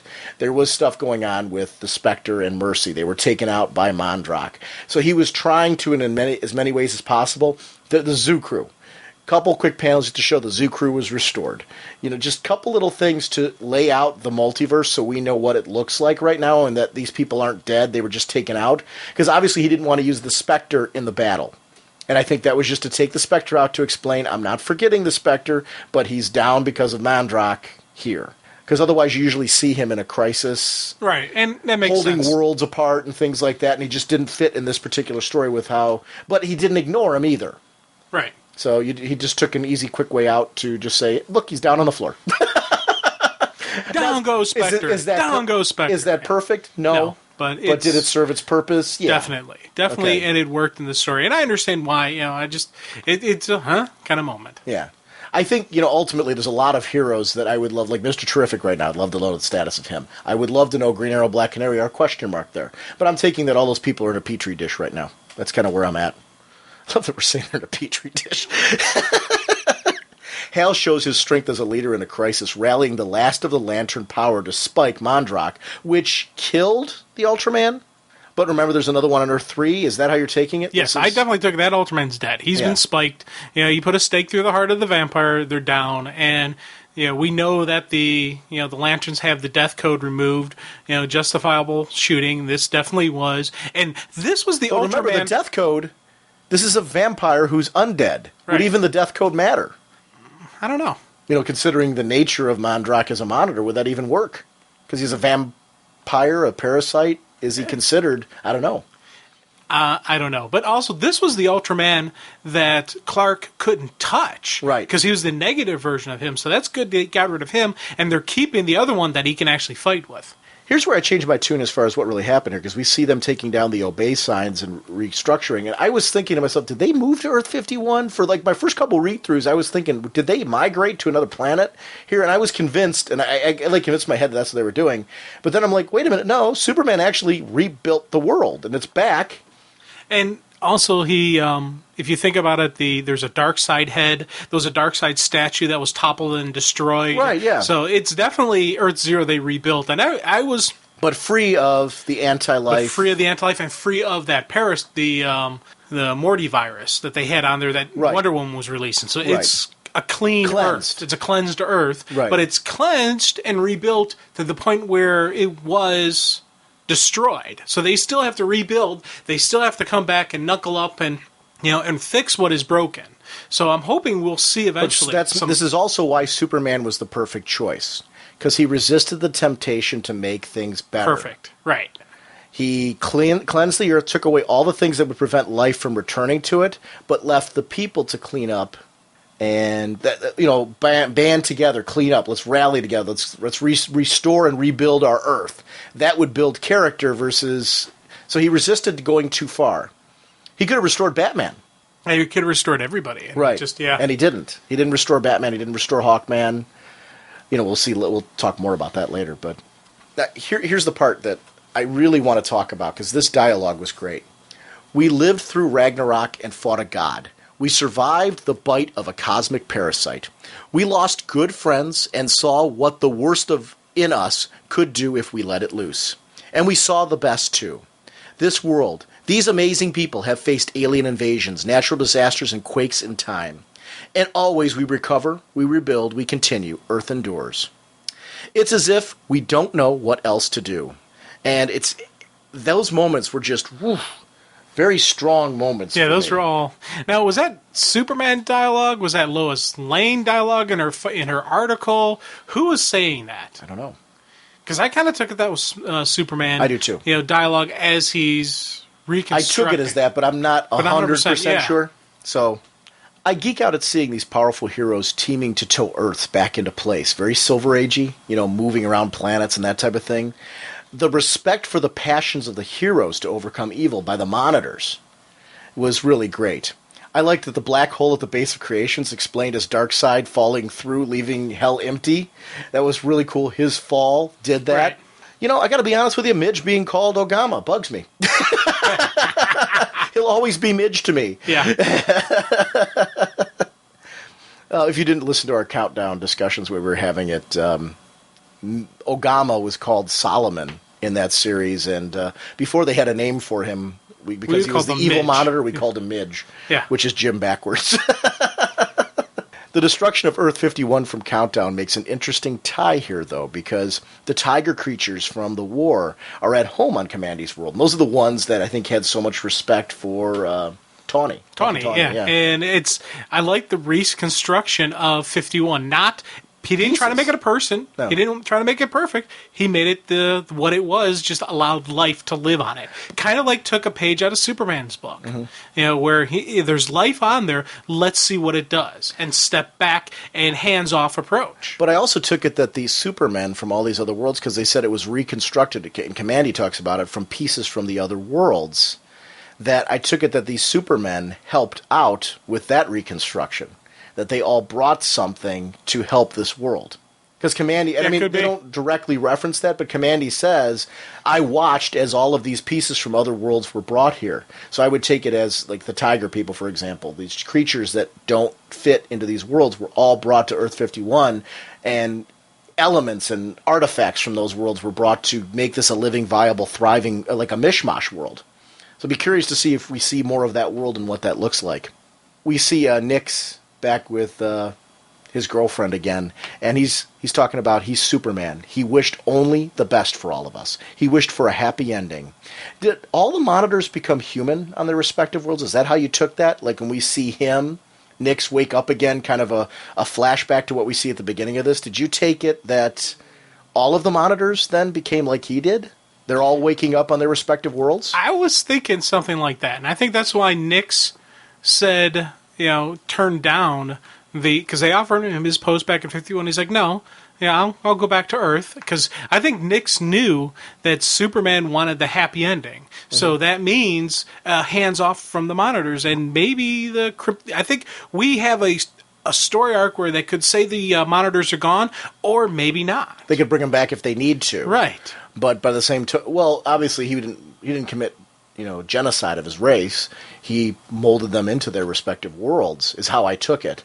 And just basically said we need to have a hands-off approach and we need to let these worlds kind of thrive on their own and be their own worlds. I'm glad that he kind of brought a conclusion to the whole Monitors story for right now, because I wouldn't want to see constant references to the Monitors. Yeah, I think we're done with the Monitors, and this is they laid out the story to say that they're gone and will never return. But also that the people are aware that there's a at least the people on Earth 50.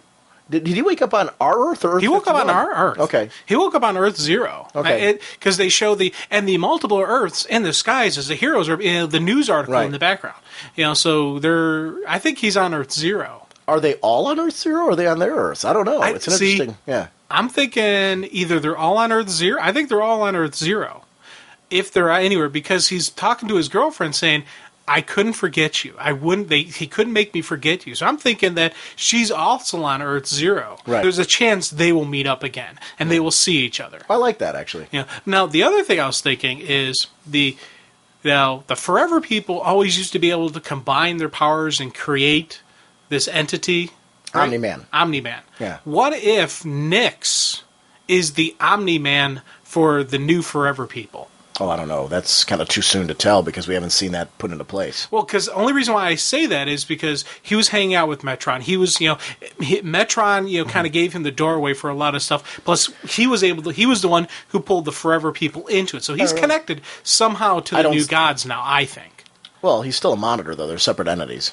But I think it's the thing. I think they're not as separate, he's not as separate. I think he created he created the new Forever people. Right. He brought them into existence. So I don't know. So I think he's different than the other Monitors. But I mean, there's something special about him. You're speculating. Yeah. Big time speculation. Because there's nothing to show that would be the case. True. This is just Jim thinking beyond the pages. Or even that these Forever people are necessarily going to unite to make anything other than just be the new Forever people. I've got no problem with that if that happens. Let me put it this way: if your theory came out to be storytelling fact, I would have zero issue with it. But we'll see. Right. Anthro at the end of his life, the time capsule resting in the background. So we saw that has traveled through time because of how distorted time was. Anthro dies. Bruce lays the belt on him. Now, here's some questions I have about Bruce now. Did Bruce already beat the Omega Sanction at the end of this issue, or is he still going through it? Is this part of that journey? I don't know, because this could be him already beating the Omega Sanction, coming out and coming back at the beginning of time, so he's trapped in the past, which is why he's writing on the wall to let people know in the future, hey, here I am, come get me, which I'm taking as a possibility. Or he's still going through the Omega Sanction, and one of his journeys is that he has to go through this life in the past where he has no hope of making it to the future and contacting anybody. I don't know. This might be one of many lives we see Batman go through. My take on it was he's through the sanction. And that's my leanings as well. That's what I was thinking. But it could be that he's got to solve this and then go on to the next one, and so who knows? But I'm taking it that he's gone through the sanctions, he's back, and now he's trapped in time. Right. So, fire up the DeLorean, go back and get him, and bring him back. So we've already seen Bruce is still alive in some capacity, which again goes back to there's a possibility Darkseid is as well. Yeah, it's... The only thing with him, the bullet, the radon... The radon bullet, the black racer... Right. We'll see. Now, when they talked about the New Gods returning to the New World and a rebirth of Apocalypse and a rebirth of New Genesis, what world do you think that was? That was my big question. Like, what's going on with the New Gods? What's going on with the Fifth World? I don't know. Yeah, because I wonder... Was that our abandoned Earth Zero? The one that Did Superman build a brand new one? And that was... Because they talk about how he left Hell behind. Did we see him create Hell? And Superman bumped it out and put a new planet in its place? I don't know.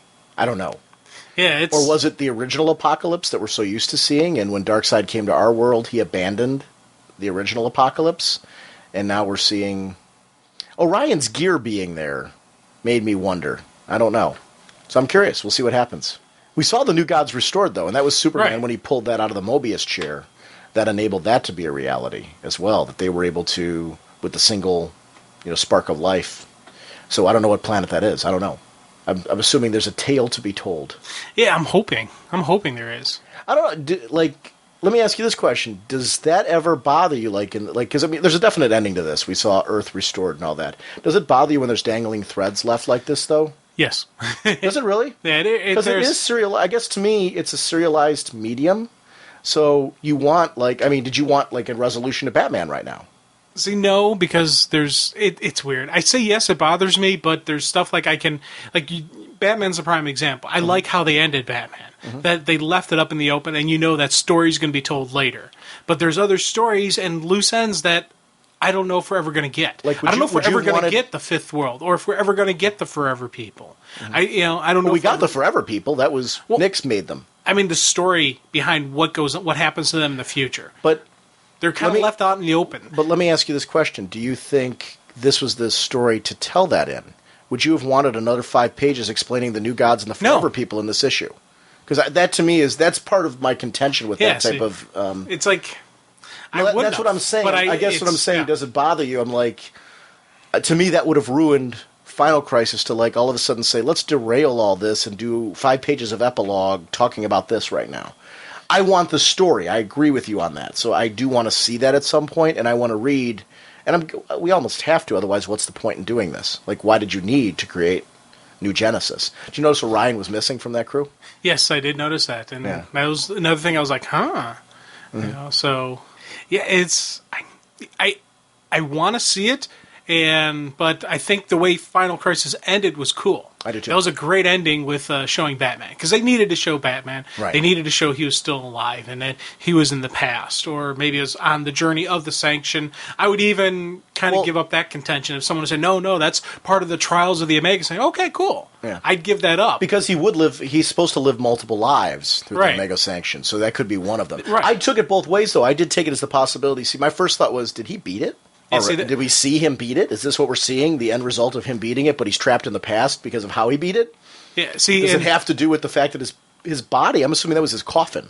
Yeah, was his body inside that rocket being sent to the rocket, past? And also you notice how if you look at the art, he's got a full beard, right? So it's been a while. So there's definitely been a journey and definitely multiple adventures that has gone on. So if he beat the Omega Sanction, he would be restored into his body, which was sent into the past via rocket because of the fact that time was distorted. Yeah. Is that how you're reading that? That's how I read it. So I'm leaning more towards he beat it and we saw it.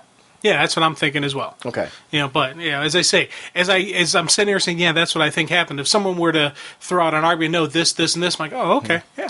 I'm not concrete because I'm not as knowledgeable about the Omega Sanction. I'm not as knowledgeable about everything in the DCU.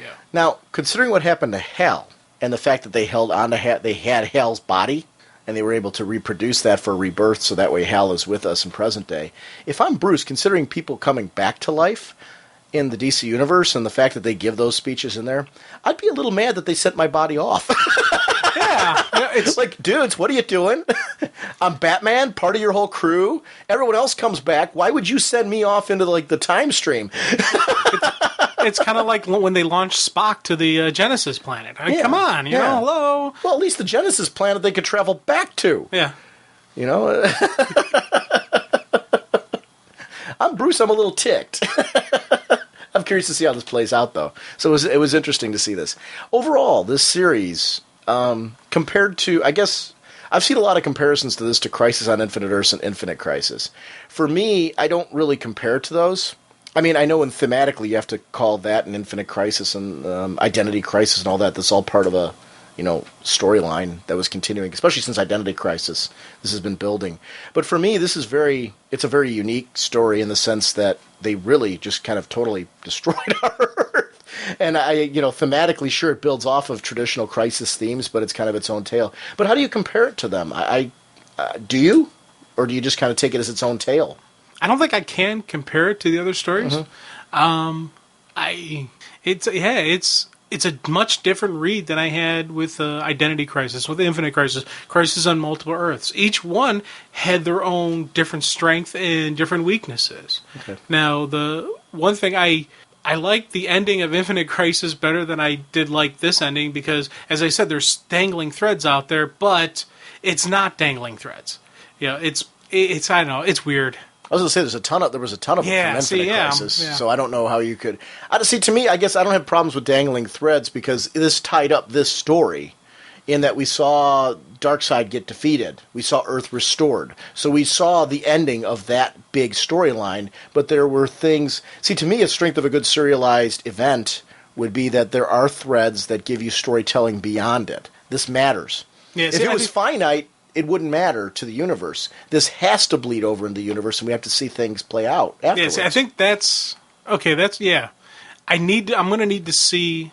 with the connections in the different titles in the DCU what happens afterwards, to see the rebuilding process, to see what's going on, and I need to see that. And when I see like they said, we're not going to see the Green Lantern Corps connection to this until I think like May or June, right?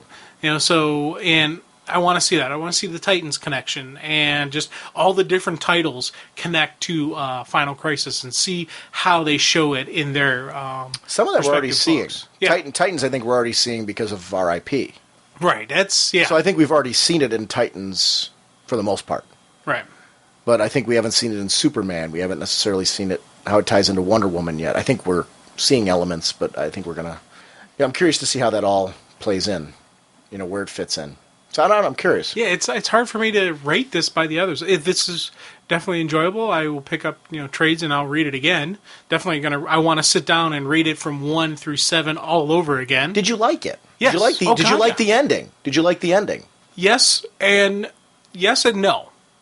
The no part comes from the fact that I still had a lot of questions, and it took me and I like 5 reads to understand it. Now when I say I didn't like that, I also did like the fact that I had to think about it. I don't want my comics spoon-fed to me and cookie-cutter. There's some stuff where I enjoy that when I read it, but I don't want every comic I don't want everyone... Yeah. So I'm glad that I had to work for this one, but if I wasn't in the mindset that I'm going to have to work for this, if I wasn't doing this show, I don't know how much I would have enjoyed it because of the show. I forced myself. I had to read this thing 3 times before I would be comfortable discussing what happened. Do you think if we stopped this show midway through this, though, that you would have done it anyway? Yes, because I'm in the mindset of it. Because I do that with books that there's no chance we'll ever discuss in this series. So do I. So I'm doing that now. with if I get independent stuff. So that's part of your. That's part of your reading. It's now part of my reading now. But if I had never done this prior to reading this show, you wouldn't have read this. Well, assuming that I never stopped reading comics, assuming that I was still reading comics, or that I got back into comics somehow. But you never read comics on this level anyway, so it really is the show that made you read comics on this level. Right. So I don't know if that person I don't think would have enjoyed this. Right. But me, how I am now, I enjoyed this. I want to read this again. I want to pick up the trades. I want to pick up the different stuff for this so I can enjoy it. So doing this has changed you as a reader. Oh, definitely. This has changed me big time as a reader. The whatnot of the non-whatnot that never existed. If this would have disliked this series. So if this was our last episode, though, you would continue reading this way now because because this is how I read now. Okay. This is me. I have my weird regimen where I read a book, then I put it back in the plastic, but I don't seal the plastic. So I know, so I have my list of books that I've sealed, that I've read multiple times. I have my list of books that are unsealed, and then I have my list of books that are unsealed that I know we're going to talk about in the show. Okay. So I have 3 different breakdowns of my sorting. So the unsealed books are books that you want to reread again I will before you again. seal them. Right. Okay. And a book that I'm not enjoying, I read it once, maybe read it a second, and then seal it right away. That's how I determine a book that I'm not quote-unquote enjoying. That to me is an enjoyable read that, I'm glad I picked up, but I don't feel the need to revisit. Right. And when I say not enjoying, I'm not saying I didn't enjoy it. I'm just saying I know what you're talking about. It's that's my bottom of the stack. Exactly. Right. Something that you weren't... So this definitely isn't bottom of the stack, and to be honest, as you can see, it's not even sealed yet, so I know I'm going to read 1 through 7. I'm going to sit down and in one sitting read 1 through 7. Are you going to read the spin-offs? Yes, I'll read the spin-offs again. Yeah. Okay. And when the trades come out for the spin-offs, I'm picking up the trades. Do you feel that your enjoyment was reliant on certain spin-offs or all of the spin-offs? Definitely helped. Definitely helped. Revelations helped. The Submit and Resist helped big time. Probably Resist and Submit were my two biggest helps in just seeing the magnitude of the world. What about Superman Beyond? Oh, yeah. Yeah, that as well. Yeah. Just because that was a huge story. And here's the thing. I wish they would have done editor notes. Because in Superman Beyond, there were editor notes back to Final Crisis. Right. But there weren't in Final Crisis back to Superman Beyond. And I kind of would have liked to see it, because this one had a more clear-cut connection and tie-in and lock-in to Final Crisis. The other ones were kind of like, okay, this is kind of in this area.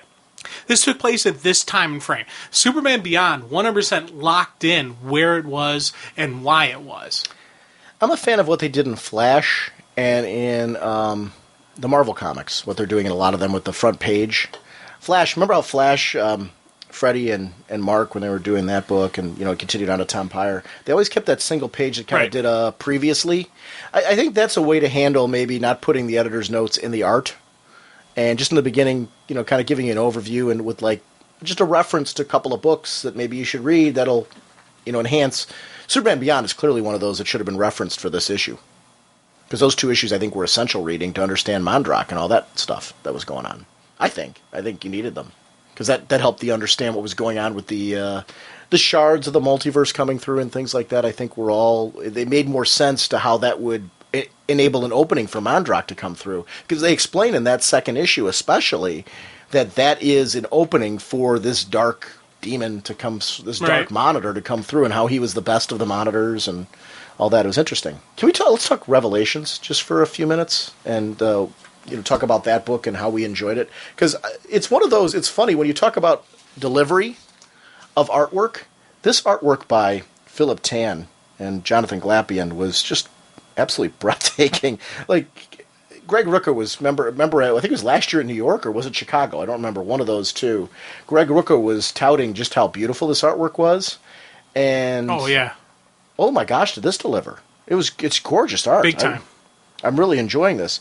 But this is one where we finally get to see what I've been waiting for a long time, some resolution on Crispus, and this Crispus as the Spectre. And I do like that it was so tied into his former partner of Renee Montoya in the Spear of Destiny.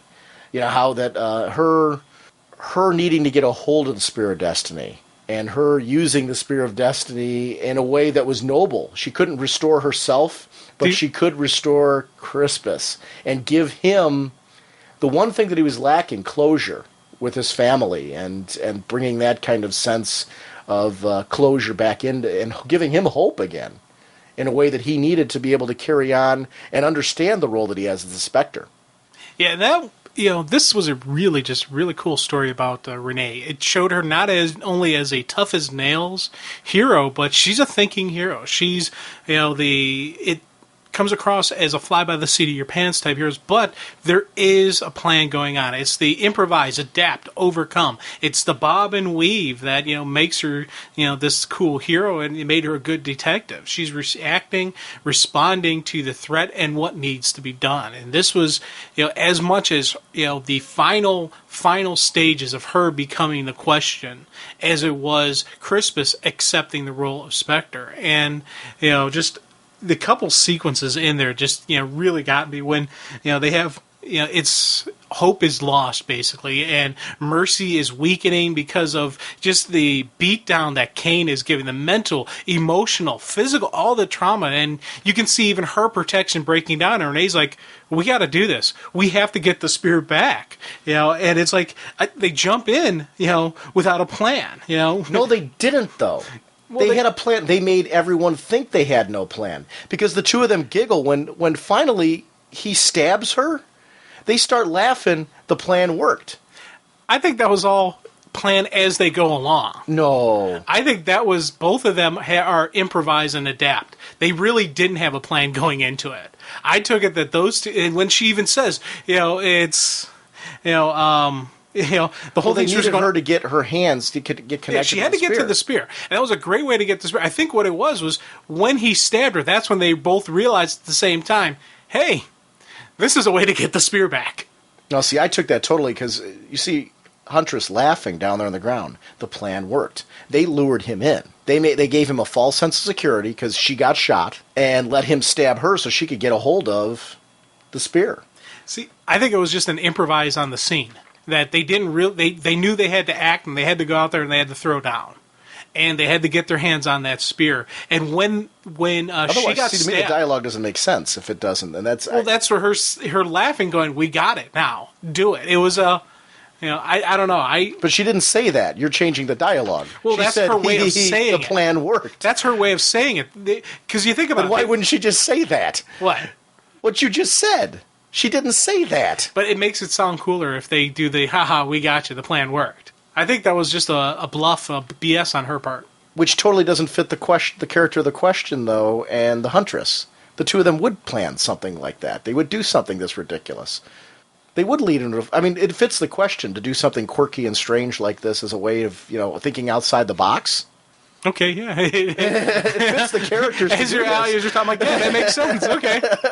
If any other, like, if it was Batman that did this, I wouldn't necessarily buy into it as much. I don't know that Batman would take a spear to the stomach. Yeah, Batman would come up with a different plan. Yeah, I mean, he would come up with something equally clever, but this is a question type of plan. Renee would do this. Assuming that she was assuming the spear would heal Huntress, which it did, and herself, which it didn't. And she finds out later why. Yeah. Well, the spear didn't heal Huntress. Mercy healed Huntress. But it was because of the fact that she had her faith renewed because of the whole experience. So they actually, when she gathered the spirit, renewed the strength of Mercy. Because her faith was dwindling. Right. So, I don't know, I guess it's how I took it. Not necessarily directly the spear, but the capturing of the spear. It was the actions of the heroes that renewed the faith of Mercy. The capturing of the spear is more what I'm saying, not the actual... She didn't actually take the spear and touch it on her shoulder and say, I heal thee. Right. But it was interesting that because Renee's corrupted, because of the spear, the corruption because of the way that she was stabbed by the spear, that she could not be healed. Because it was a corrupt weapon that stabbed her. So that was interesting. Yeah.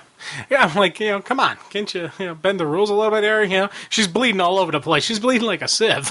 But I like how the way to purify it is to heal a soul rather than destroy it. Yeah. So she uses it instead in a noble way to heal basically Crispus. Well, heals Crispus and gives him the closure that he wanted, because she had the staff in her, and she had the power to restore Crispus Allen to life, to bring back the man. But that's not what Crispus wanted. No.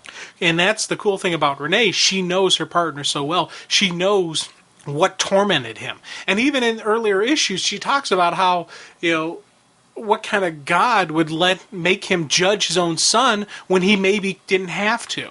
That's just wrong of you guys. So that's the torture that was Crispus's pain, not being death. And the fact that she used the spear for that was the cleansing thing, and that's what cleansed the spear. That's what freed Crispus. That's what gave him the ability to join back up with Spectre and once again lay the ultimate smackdown on Kane, which I thought that was kind of cool. I liked how this is just boom, boom, boom, and it was the building of faith. Once again, the restoring of hope, the restoring of faith, and that's. Here's at the end. This is the part with the plan that I'm talking about. I got stabbed for you. All part of the plan. What plan? You never even had a plan. Come on, Huntress. There's always a plan. It fits the whole quirky kind of question kind of thing. Maybe Renee had the plan all along, but I don't think she included Huntress on the plan. Well, she said, I got stabbed for you. Right. But that would be part of the plan. I don't know. I got stabbed for you implies that she did it knowing for her, not for any other reason. She wasn't just shot as a random victim in the whole thing. Now, the one thing that did have me slightly confused, when the Spectre's restored and they start showing him fighting off the influence of Darkseid. Now, there's some stuff he can't touch, but there's some stuff he was able to. And they show, Supergirl, I think they're cheering, yay, and all that type of, there's some happy moments going on.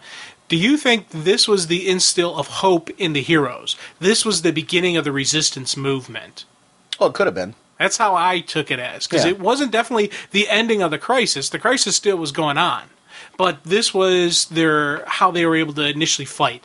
This is how they were initially able to form the watchtowers and form the initial resistance movement that we see in Resist and Submit and all that type of stuff. Yeah.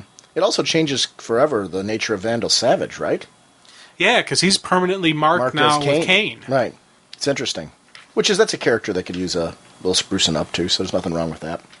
I don't know. This could be the beginning of the Resistance. I am interested in this whole plan thing, though. It really is. Because you take a look at her, she gets stabbed by Catwoman, and it wasn't like she was taking the arrow for blocking the question. So her statement that I got stabbed for you, unless it was part of a plan, where does she get stabbed for her? She didn't take that for the question. It wasn't something that was meant to be stabbing the question and she jumped in front of her. So it would imply that she took it to lure in Vandal Savage, right? It doesn't. What you're saying doesn't fit. Here's the thing. Part of me completely agrees with you. Okay. And I'm not arguing with you, but then part of me is just like, what if this whole thing was just one giant improvise? This was the whole, and it's just now question is now saying, oh, it was all part of the plan. Even though she never had a plan, it's that whole kind of, oh, I knew what I was doing all along. Kind of like when you're driving and you're lost and you luck into the right road. Like, oh, see, I just wanted to take the scenery route. Or having faith that there was a plan in place. Right, or something like that. Could be faith that there was a plan in place. Yeah, but they didn't actually have something, okay, you go out there. It wasn't their plan, it was one they were following along with. Okay. Right. It was one of those, it was part of the plan. And when in reality, there was no plan. Right. That's how I kind of took it as. Or maybe even in... but that's what, as I'm saying this, I'm thinking, I could see Renee having this plan, going, okay, I have to get, this is the only way I'm going to get it, and leading it, but not Huntress knowing exactly the plan, but she's smart enough to improvise and know that Renee can improvise. It's that whole, I know what you can do, you know what I can do. I can see that. Now, here, Crispus, at the end when we see him with his family, with that sense of closure, do you take that as he was alive doing that, or was at least tangible doing that? Or do you take that as something he is internally in his mind going on? Because I could see that going either way, too. I definitely see that's him intangible, looking on his family as his son returns. Ah, so she targeted the kid. Yeah. Okay. Well, that's cool. Yeah. I like this series a great deal, this Revelations one. I actually want to go back through, and this is one I definitely want to go back through and reread. Yeah, Final Crisis, it's over. I know, it's like, wow. And there's still more there's still more stuff to happen. What's going to, it's the rebuilding of Earth. And well, I want to see how this all connects to the Earth now and what people remember and, do they know about the multiverse now? And, are we going to see that? Because they reference it on television. Yeah, they reference the multiple Earths. Now, in Nix, when he's addressing the council, though, he does talk about memories have been altered and, just the various things have been changed around. So some people have been tweaked, some people haven't been. Well, they're announcing it on the news. But I think they only announced the multiple sky Earths in the air, the planets in the air. Right. I don't think they all remember everything about the anti-life equation, remember being under control and stuff like that. Ah, okay. So they know that there's multiple Earths. They don't necessarily remember that the Earth was trashed. Right. Because it's all been cleaned up now. Right. I think they think... If you think about that Final Crisis... what was the one shot? Which one? Involving what? It was the Final Crisis one shot that we didn't know where it fit into place. Last Will and Testament. Yeah, Last Will and Testament. God, but it didn't say that was never labeled Final Crisis. It wasn't? No, it was DC Universe Last Will and Testament. Oh, okay. It was never labeled Final Crisis. Because I was thinking that's kind of like the memory people have, that the sky turns red. Mm-hmm. There's multiple Earths, but they don't remember the whole dark side involvement. I like that. That's what I think. I like that. But I'm not sure. Yeah. I'm not against that. That would kind of fit. I think we're going to see, when we actually see this come to fruition in the books, what people remember and what they don't. Do you need to know that now? Is that something that you pressingly need to know now, or you just need it at some point spelled out? I'd like to know. It's the completist in me. I'd like to see how everyone's connected, how everyone's related to this, and but I mean, I want to see the average Joe on the street. Are you okay if you find out later? Yeah, pops into the books. Yeah. Yeah. Oh yeah. I'm patient. I can wait for it. Okay. Now, if I never get it, then I'll be like, that I would be. See, that's just that would be. I'm very patient in the sense that deliver it to me when you're going to, but just deliver it. Right. If they never deliver it, then I'm like, okay, this is something. This is I would call it a point where they dropped the ball, saying you could have told some cool stories this way, and you should have. Right. Right. Okay. You filthy criminals. Gentlemen, I'm Sanderson, Orlando. It is the 27th of January. I'm calling you. It's about 70 degrees here. To all of your listeners who don't live in Florida, my condolences. I'm sure you're all freezing your bottoms off wherever you are. Anyway, just listen to the Raging Oscars. A suggestion for next time you do that, and obviously I haven't heard the second part of the Raging Oscars yet, but I think you ought to have a segment dedicated to content submitted by your listeners. So that, when somebody like Brent calls in and does a rundown of a comic that he's read, or like a couple of years ago when I called in from the Comic-Con and interviewed all those guys, maybe you could reflect on your favorite listener content. So that might be a cool another aspect of the Raging Oscars. But I enjoy listening to all your picks and everything. Comic books that I've been reading lately were I just had big wow moments were Secret Six, watching Bane having bricks thrown at his head by Junior was amazing. And then the last page in that comic, I think it's Secret Six number 5, with the big reveal at the end was pretty amazing. The last page of Final Crisis, number 6, where Superman flies in holding the Dark Knight, and he's not looking too good. It was pretty shocking and amazing. As far as I've been reading The Flash, and it looks like Wally's hanging up the boots, and I'm not too sure if I'm liking that. So I wanted to get your feelings on that. What else have I been reading? Been reading the Teen Titans. Love that. That's always a lot of fun. I actually started about issue 37 and had to go back and get all of the issues previous to that. And I've read every one of them, and now I'm up to reading number 64. So took a lot of my budget to get all those. But I'm trying to do the same thing with Birds of Prey. I've got 1 through 3, having a hard time finding 4 through 19. But definitely enjoying that a lot. Loving the Green Arrow Black Canary book. I used to be a religious reader of Superman, all the Superman titles and all the Batman titles. And when I started recollecting about 3 or 4 years ago, I decided I wasn't going to pick any of those up because it was just too much to handle. So I'm definitely missing a lot of what's going on in those universes, but I like to hear you guys talk about them. Love the end of the JSA comic, and I'm reading the JLA as well. So there's just a lot of really fun comic reading going on right now. Despite the fact that the economy is tanking, glad to see that DC Comics is still keeping great people on their staff, and these creators are still writing great content for us. Last Smallville episode I saw introduced Danny Turpin with Clark being a cop. I thought it was an okay episode. Didn't really kill me. But I did do some research into some future episodes of Smallville. Some things that I'm really looking forward to are the introduction of Zatanna. That should be pretty fun. But anyway, always enjoy what you guys do. Thanks for this episode. If you care to put me on, thanks. I just want to share with you guys that I enjoy what you do, and we'll talk to you soon. Have a great day. I got to agree with him. It's a great idea, and let's do it right now. Our favorite listener content for the year was... Beep! This is a test of the emergency broadcast system. This is only a test. Beep! This concludes our test of the emergency broadcast system. Had this been an actual emergency, details would have followed. We now return to our broadcast already in progress. You did that without flubbing. I'm impressed. Honestly, all kidding aside, it's actually a very good idea. There's a reason why not. First of all, I don't want our listeners to feel like we favor one person's content over another's. I and it was funny at the end of your call when you said if you use this, fine. My goal with the voicemails is to use all of them. So it's not an issue of, if we're going to use it. It's if you got thoughts, we want them on the show.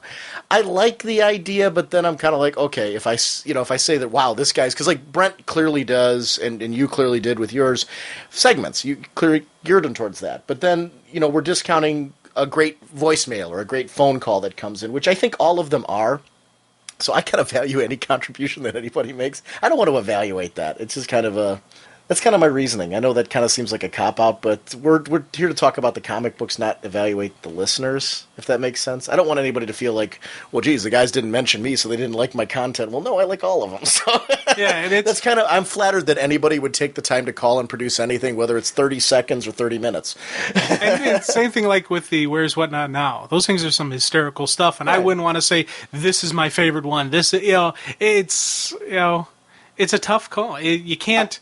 I really can't say one is better than the other because they're all cool. They're all great, and it's people are taking from their time to do something, to add to the show, to do a little funny thing, it's... My worry, though, would be that some people would go, geez, they're evaluating these, so I'm not going to send mine in because they're evaluating them. I'm already nervous enough. There's a lot of people who just said they're nervous about how their voice sounds and things like that, so my reasoning for not wanting to do it is those people. I don't want anyone to feel like, geez, I can't send something into Raging Bullets because they're going to critique me. That's not the point here. We want people to just feel fun and comfortable. So I guess that's here. He's right. There's been a lot of great content, but I like all of it. Yeah. And I want people to feel and it's all really appreciated. It is. So I'm glad he mentioned that because it is a good point to, just say, and we really do. I value, I'm glad he brought it up because I do value the listeners for that purpose. I did find something interesting. In when he said he was coming back and reading more comics and that type of thing, he's picked a lot of single comics. I mean, in the sense that they're not crossover, like he's not doing Superman or Batman's universes because they cross over with each other, I guess. But he's got JLA, JSA, which are pretty self-contained. Green Arrow, Black Canary, self-contained. Secret Six, Final Crisis, Flash, Teen Titans, all self-contained things. Birds of Prey. These are all books that he's enjoying that are pretty contained. They don't really cross over too much, or if they do, it's very rare that they would cross over with something else. So it's interesting that I noted that was something that he's kind of focused on. He talked about Flash with Wally hanging up the boots. Everything I've read implies that he's still going to be in Titans when this is all said and done. Yeah. He's not hanging up, I don't think. I think it's, a restructuring of the Flash priorities, of his personal priorities, to be more towards the family, which would mean he's going back to kind of like the weekend or big event type stuff. Now, do you think he's going to stay in the JLA as well? I think it's going to be Barry. You think? Well, I was thinking Barry would be in the Strike Force JLA team. Right, but I don't think we're going to have a Flash on both JLAs. See, I was thinking we might.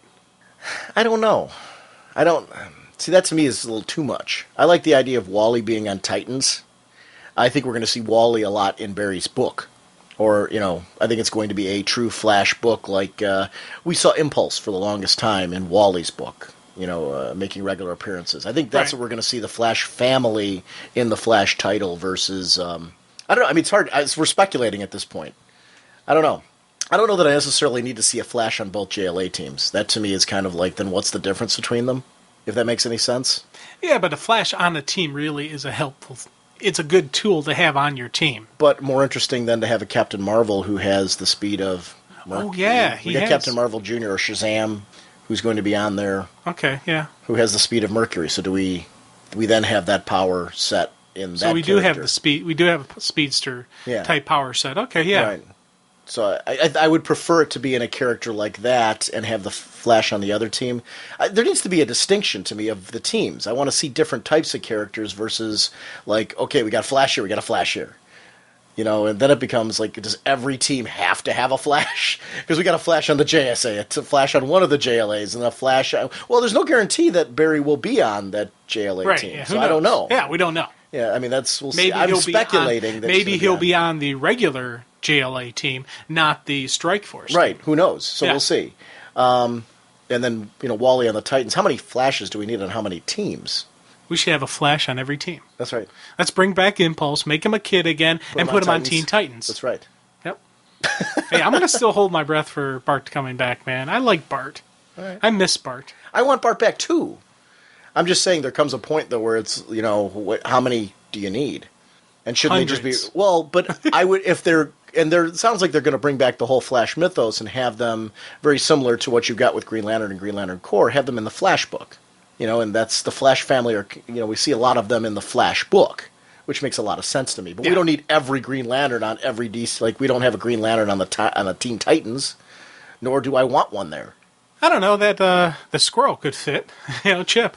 Yeah, but do you really I'm want? joking. Yeah, I'm but you see what I'm saying? There comes a point. Dude, where, I know what you're saying, and I agree with you. Yeah, because half the fun of the current Teen Titans team is that there's not one, and you get to see kind of a unique exposure to different types of characters. Now, tell me though, how cool would it be that if Iris started developing more speed powers and she became the new Kid Flash, and she was on Teen Titans? How cool would that be? That Wally's daughter. It's still, there comes a point. I think that would be kind of neat. Personally, I would like to see that, a female Kid Flash on the Teen Titans, learning the ropes the way her father learned the ropes. Yeah. But then who do you take out and put, in order to give her screen time? I don't, that's kind of where it's interesting for me. Do you take out Rose? No. You can't take out Rose. Yeah. Bombshell? Take out Bombshell. Okay, but I like Bombshell. So, I mean, it's kind of a... You gotta have sacrifice. Right, and that's what I'm saying. Wally's daughter's the sacrifice. It's interesting. He makes an interesting point, though. I'm hoping... I love Wally, so I'm with him on that I'm concerned about that as well. But I think that's just at the moment until we see Flash Rebirth where we see why he won't. Where I think Barry's going to be the heavy hitter and Wally's going to then just be with the Titans. And we're going to see why he would kind of take a little bit of a backseat. Because they got Wally really... You think of being on the JLA and the Teen Titans and running a family and all that, that's a lot. But he can handle it. And his own book. But he can handle it. Sure he can. Sure. But I actually kind of like that this is leading towards Barry coming. That's what I'm taking it as. Yeah, I agree. You didn't see the Danny Turpin episode of Smallville, did you yet? No, I have not seen that one. We will discuss that. We will discuss it, okay. It'll either be on part 2 of this or it'll be over at the con. So you have to watch that before the con. Okay. Depending on when we're done recording tonight, I'll watch it tonight. Yeah. Because I think we'll definitely have an interesting discussion with that one. But thank you, Don, and thank you for the suggestion for the Oscars. We welcome those. It was really...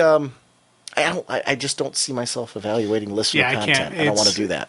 It's hard enough to evaluate comic books, and I couldn't. Other than saying after 150 shows, I really appreciate the listener content. We can't say one is better than the other. No. It really can't, because it really is appreciated that you all would take the time and just the effort. And I think everyone does that. You can hear that and you can see it, and for some people the effort is just taking the risk to make the phone call. Right. It's a tough thing to do sometimes, right. And it's when you submit something, you're like, I'm not that good with Photoshop. Is this okay? Yeah, it's great. And we legitimately mean that. Yeah, because you took the time to do it. You took the time, because you took the effort. So I'd rather leave it at that. That's kind of cool. I'm glad you mentioned it. Hey guys, it's Logan calling back from Regina. Just listening to episode 149, and I sound like a goof on the phone, but what the heck, I'm going at it anyways.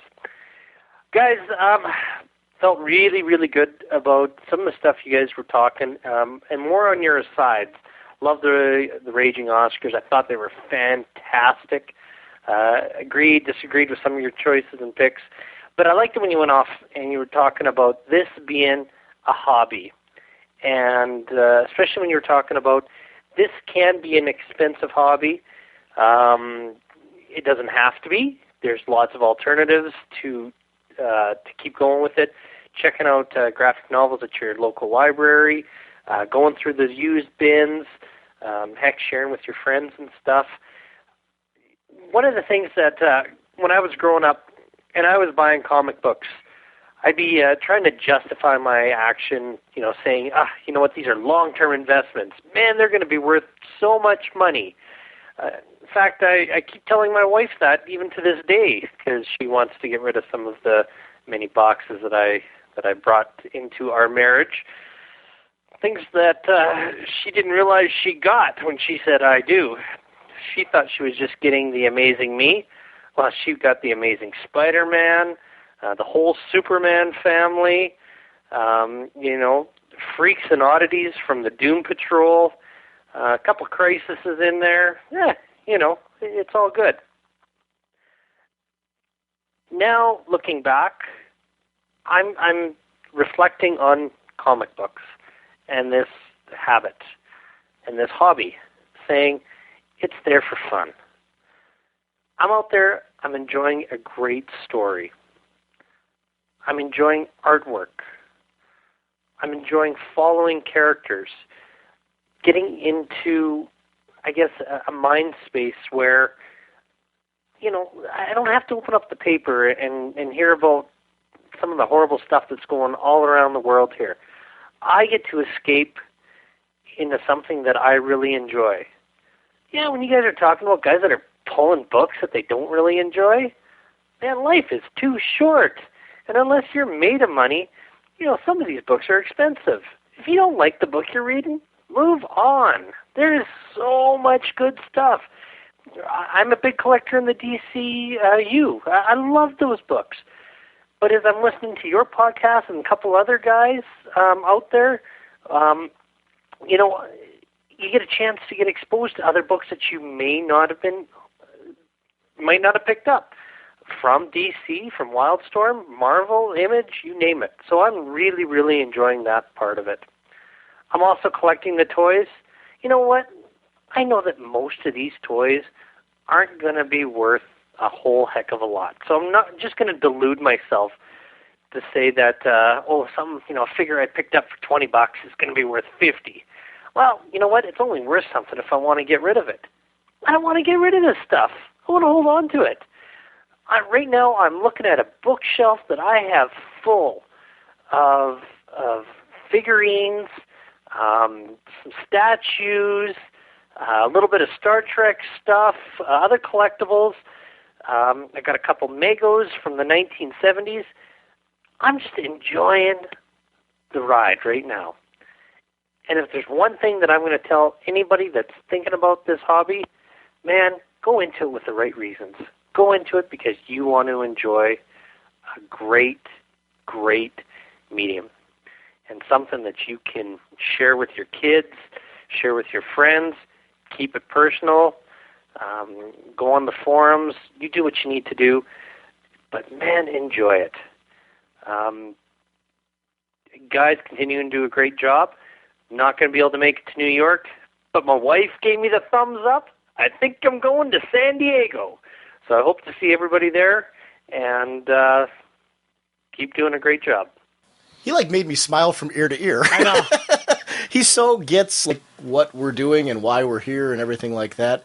Just a couple of points I actually want to make. I want to talk about that he was chatting about. Local library, used bins, things like that. He's right. Fantastic ways. If you're on a budget and you want to read more, go to a con. Local cons even. There's a lot of local cons that are out there where they've got dollar bins, 50-cent bins. It's a great way to grab runs of a title, and very cheap purposes. And some of those dealers have the runs already pre-packaged at a discount. So you'll get a whole run where you can grab a story arc and grab it at a really inexpensive price. It's a great way to support a local comic shop or a local dealer that's doing that. I know speaking of our own sponsor, DCBService.com, who's in StockTrades.com, they're at most cons, offering trades at a discount at the cons. That's a great example. You can go to their booth, you can pick up trades right at the con, walk home with them. No shipping, nothing. You just grab them at the con. So it's an interesting way to go about that as well. So there's a lot of things like that at cons. Local library is wonderful. I can't recommend the local library a month. I know I've got a friend of mine who is going to be there at the New York Comic Con buying for a library. So that's cool. I'm going to get a chance to see her at Holly Wilson. I don't know if you remember her. Oh, yeah, I remember. She's going to be there. She actually does that as a career. She works at a local library. She's going to be at the New York Comic Con during those dealer hours there for that purpose of buying them for libraries. And so definitely let your local library know that you're interested in that too and make requests. Local libraries are looking for requests. They have a budget, and there's people who, they maybe don't know what you want to read, and, if they've got that in the back of their head, sometimes people just don't request anything, and you can drive that. I know at my school, I realized I went down there and talked to the local librarian at our school, and they've got a budget, and nobody's asking for anything. So ask, and ask and ye shall receive, they say. So that's really cool. That's great suggestions, because it can be. He's right. It can be an expensive hobby, or you can do it on a budget if you're careful and picking and choosing the titles that you really have to read, and then finding creative ways to read more through conventions and things. Sharing with friends is a great idea too. We don't do it, but Oh, we started though. we did started doing that, and that Me didn't borrowing from you, and then that stopped. Yeah. But I agree in the sense that I've done the investment thing too, is kind of explaining why I do this hobby. But anytime I've ever sold anything, it's been to reinvest it towards getting other things, usually collected editions of the things that I just sold. So it's never been like to make cash. Yeah, it doesn't work that way. I read for enjoyment. I don't even try to say that as a reason why I'm buying all these things. And same thing with the toys now. I've since opened up my packages of toys, and I have the action figures out, and I'm like, I like it better than looking at them in a box. So. Now, where I will disagree with that just a little tiny bit, I think there are people who, for whatever reasons, have had to, sometimes financial reasons, you have to exit the hobby. There is resale value in it. So there is that opportunity as far as if you need to sell them, you can. But I've never, ever completely exited the hobby. I've resold things because I've had to, because I needed the money. But I tend to agree with him. I don't usually buy with the intention of getting rid of them. Yeah. I buy with the intention of collecting, hopefully to reread. And I'll resell a lot of times full runs to purchase, favorite runs and collected editions more than anything else. So that's funny. It's a funny little point that he makes. But it is true that I do use that often as a justification. I loved his whole idea, though, as fun as a theme. Like, if you're going to get into this, really approach it with having fun and having a good time, and dump titles that you're not enjoying. I think there's certain people that do, though, keep sticking with the title for the purpose of investing and reselling. But I will say, if you get to the point where you realize you've got like half of your list is making you angry, change that half of the list. Maybe that's the time of your jumping off point and reselling. Like, maybe take that run and sell it, and use that fundage towards maybe buying full runs of something else you might really enjoy that you tried out.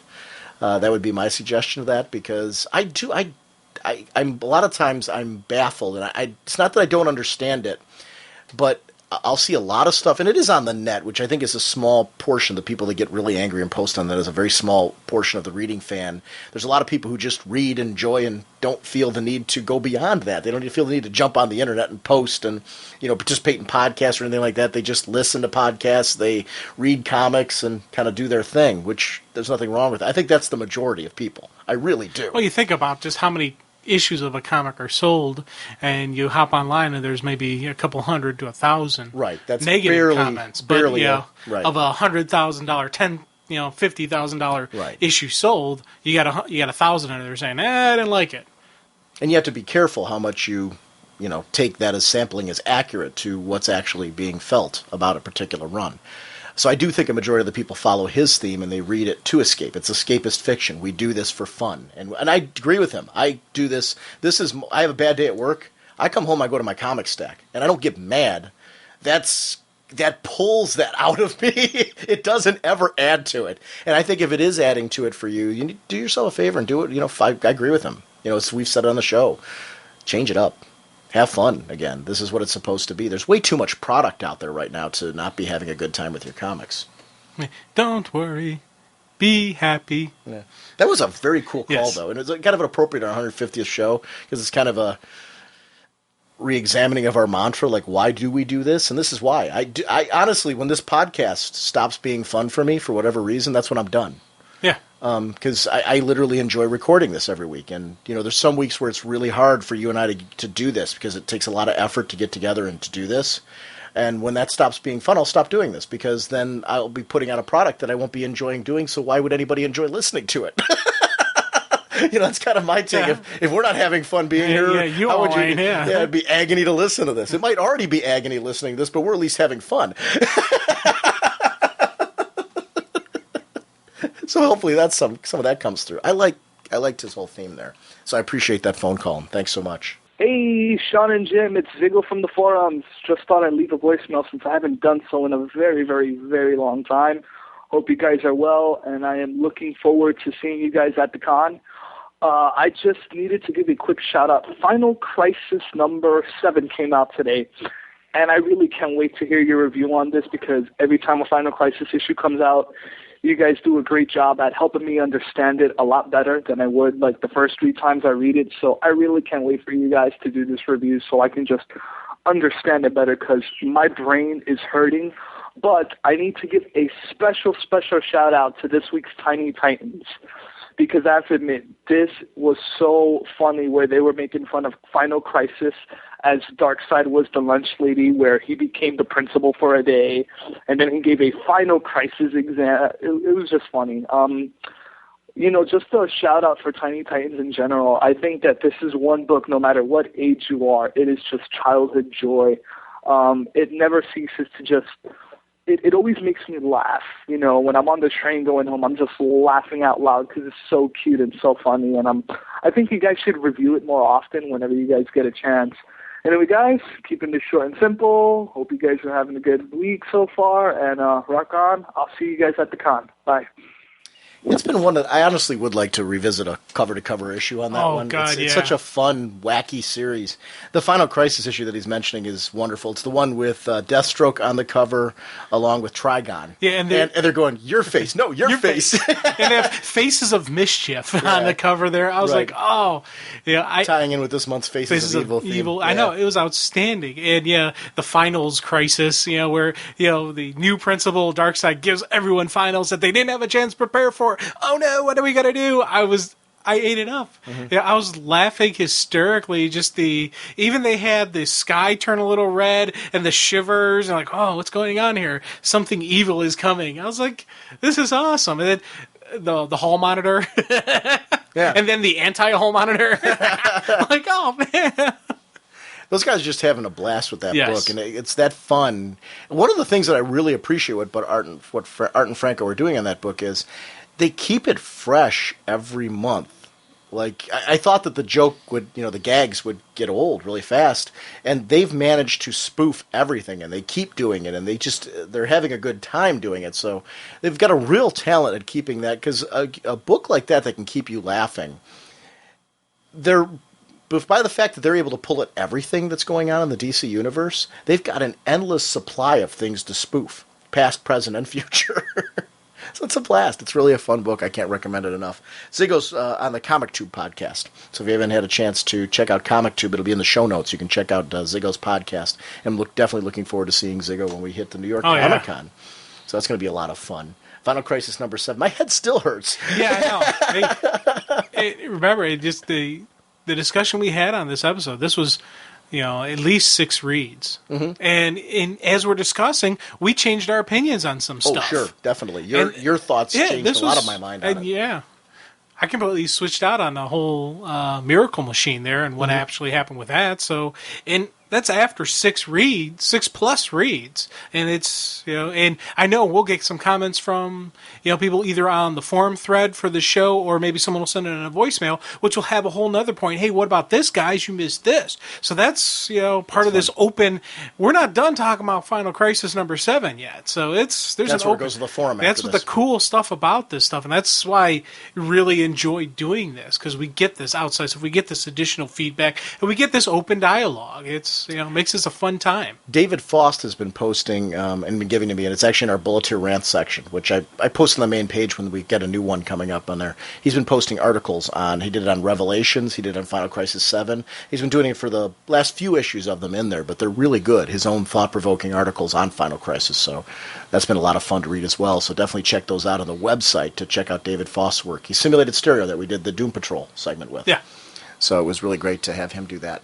Yeah, it's part of the fun for me of this. It's funny, sometimes your speculation, as you're speculating something, it will actually solidify my own thoughts on it. So I was looking forward to chatting about this with you. Even if you and I don't 100% agree on everything that happens, a lot of times your thoughts will solidify me, where I'll start thinking through the way you saw it, and it will firm up my thoughts in a different direction, if that makes any sense at all. Oh, yeah. So, I mean, it's our conversations here are just of such an incredibly high value, because I do value your opinions and the way you think of things, because you think of things very differently than I do.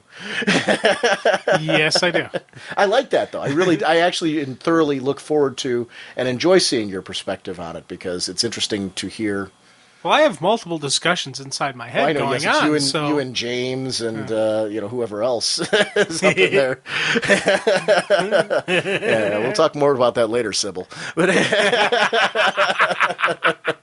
Holy hole in a donut! 150 shows, Jim. This is part one of a two-part episode. We have an interview that we're doing tomorrow night. That's why this one's being cut short, with David Barron, who is the colorist on Green Arrow, Black Canary, Vigilante, Superman Beyond 3D. So we're going to be talking about those books and David's coloring work on there. We're going to start with Vigilante and definitely talk about that, and I want to talk Green Arrow, Black Canary. I don't know if we're going to get to Superman Beyond or not, because we have a whole bunch of stuff just between those books. I really kind of want to focus on those first and foremost, though, because we haven't talked about them in a while. I was specifically waiting to talk about those until we had David on, so we could discuss that work. So I'm excited to have him on and have him joining us for part two of this. We'll finish the Raging Oscars on that part as well. We'll talk about Wildstorm, Vertigo, and our thoughts on some of the books that fall outside of there. It'll be a more compressed segment. We kind of picked out some things that just were of note for the two of us, and we'll expand that segment, just kind of like Don Sanderson was talking about.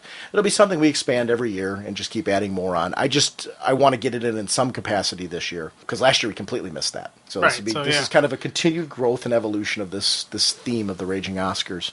I want to remind everyone that we're going to be at the New York Comic Con. They are sponsoring us February 6th through the 8th, 2009. There's a constantly growing guest list, so Friday, Saturday, and Sunday that it is open to you guys to come and be there. So love to see you there. There's a handy-dandy link on RagingBullets.com. Terry Moore was just announced. Jeff John's going to be there. Greg Rucka is going to be there. Jamal Eigel is going to be there, the wonderful artist of Supergirl, which Supergirl is just such a beautiful series right now that I can't wait to see him.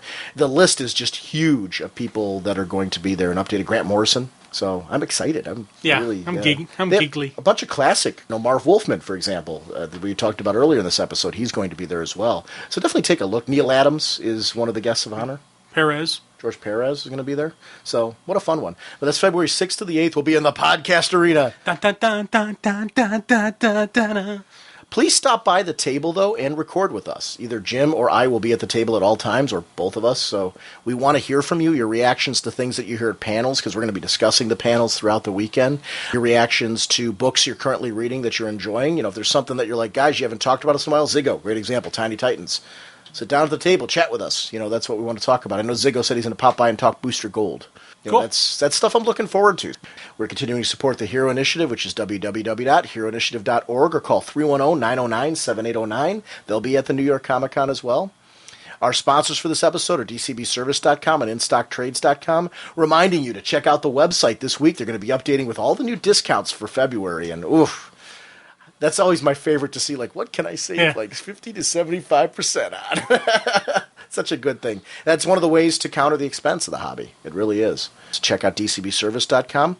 And don't forget, we're going to be doing Flash Rogues. They're going to be episodes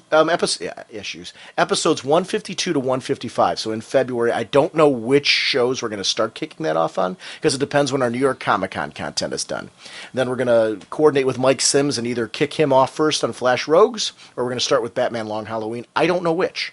So it depends on Mike Sims and his schedule, which we're going to be kicking off on. But we're definitely going to be doing that and talking about Flash issues 177 to 181, which is available at regularly $14.99, 47% off, only $7.94.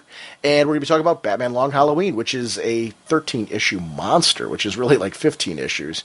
Absolute Long Halloween is $75 regularly, 37% off, only $47.25. Trade paperback is $19.95 regularly, 37% off, only $12.57. InStockTrades.com offers free shipping on orders of $50 or more and has a ton of collected editions in stock and ready to ship. Thank you for supporting us, DCBService.com and InStockTrades.com. And we will be back. It's sometime this week. I'm thinking Wednesday or Thursday. It's got to be Wednesday or Thursday because we're leaving for the New York Comic Con over the weekend. Yeah, so Wednesday or Thursday we'll be back with part 2 of this. Please check the website and the forum for more details. But thank you guys for 150 episodes of just listening to us. Whether you joined on just recently or you were here the whole ride, it's amazing. I looked back this month and how many of our back catalog were being downloaded. So I really appreciate knowing that those are of some value. And you guys participating, whether it's the forum, the website, wherever. Facebook, we got a ton of people that are signing up on Facebook and MySpace. So thank you very much, and it's very flattering. And I'm looking forward to meeting as many of you as we possibly can at the New York Comic Con. 150? Did you think we would do 150 shows? No way, man. I'm kind of in awe. Thank you, Jim. When we started this ride, you were not supposed to be an every episode kind of guest. This is supposed to be a small experiment. The whole point of this show is going to be what would it take somebody who's a non-reader to get into comics or back into comics. So, I pulled you, I was going to pull other friends of ours, and I was going to follow that whole theme, and it was going to be a rotating cast. And it literally, No. but I intended on it being a contained experiment. It was nothing that was, I would have never guessed that this was going to be 50 episodes, much less 150 I know. shows, and we're still here. And we're still going strong. It's not even like we're looking like, well, maybe the end is at this number. No, we're still going. No, the end is when it stops being fun. Yeah. And that's really the gist of it, because I agree with the whole sentiment in Logan's call. This is a fun hobby, and the fun, as long as it's fun to continue sharing about this hobby, we're going to keep doing this, because we've got regular jobs. So. But thank you all for that, and thank you for the voicemails and things like that, and everything you do, because it really does mean a lot to us. So, and we will see you in a few days. Bye.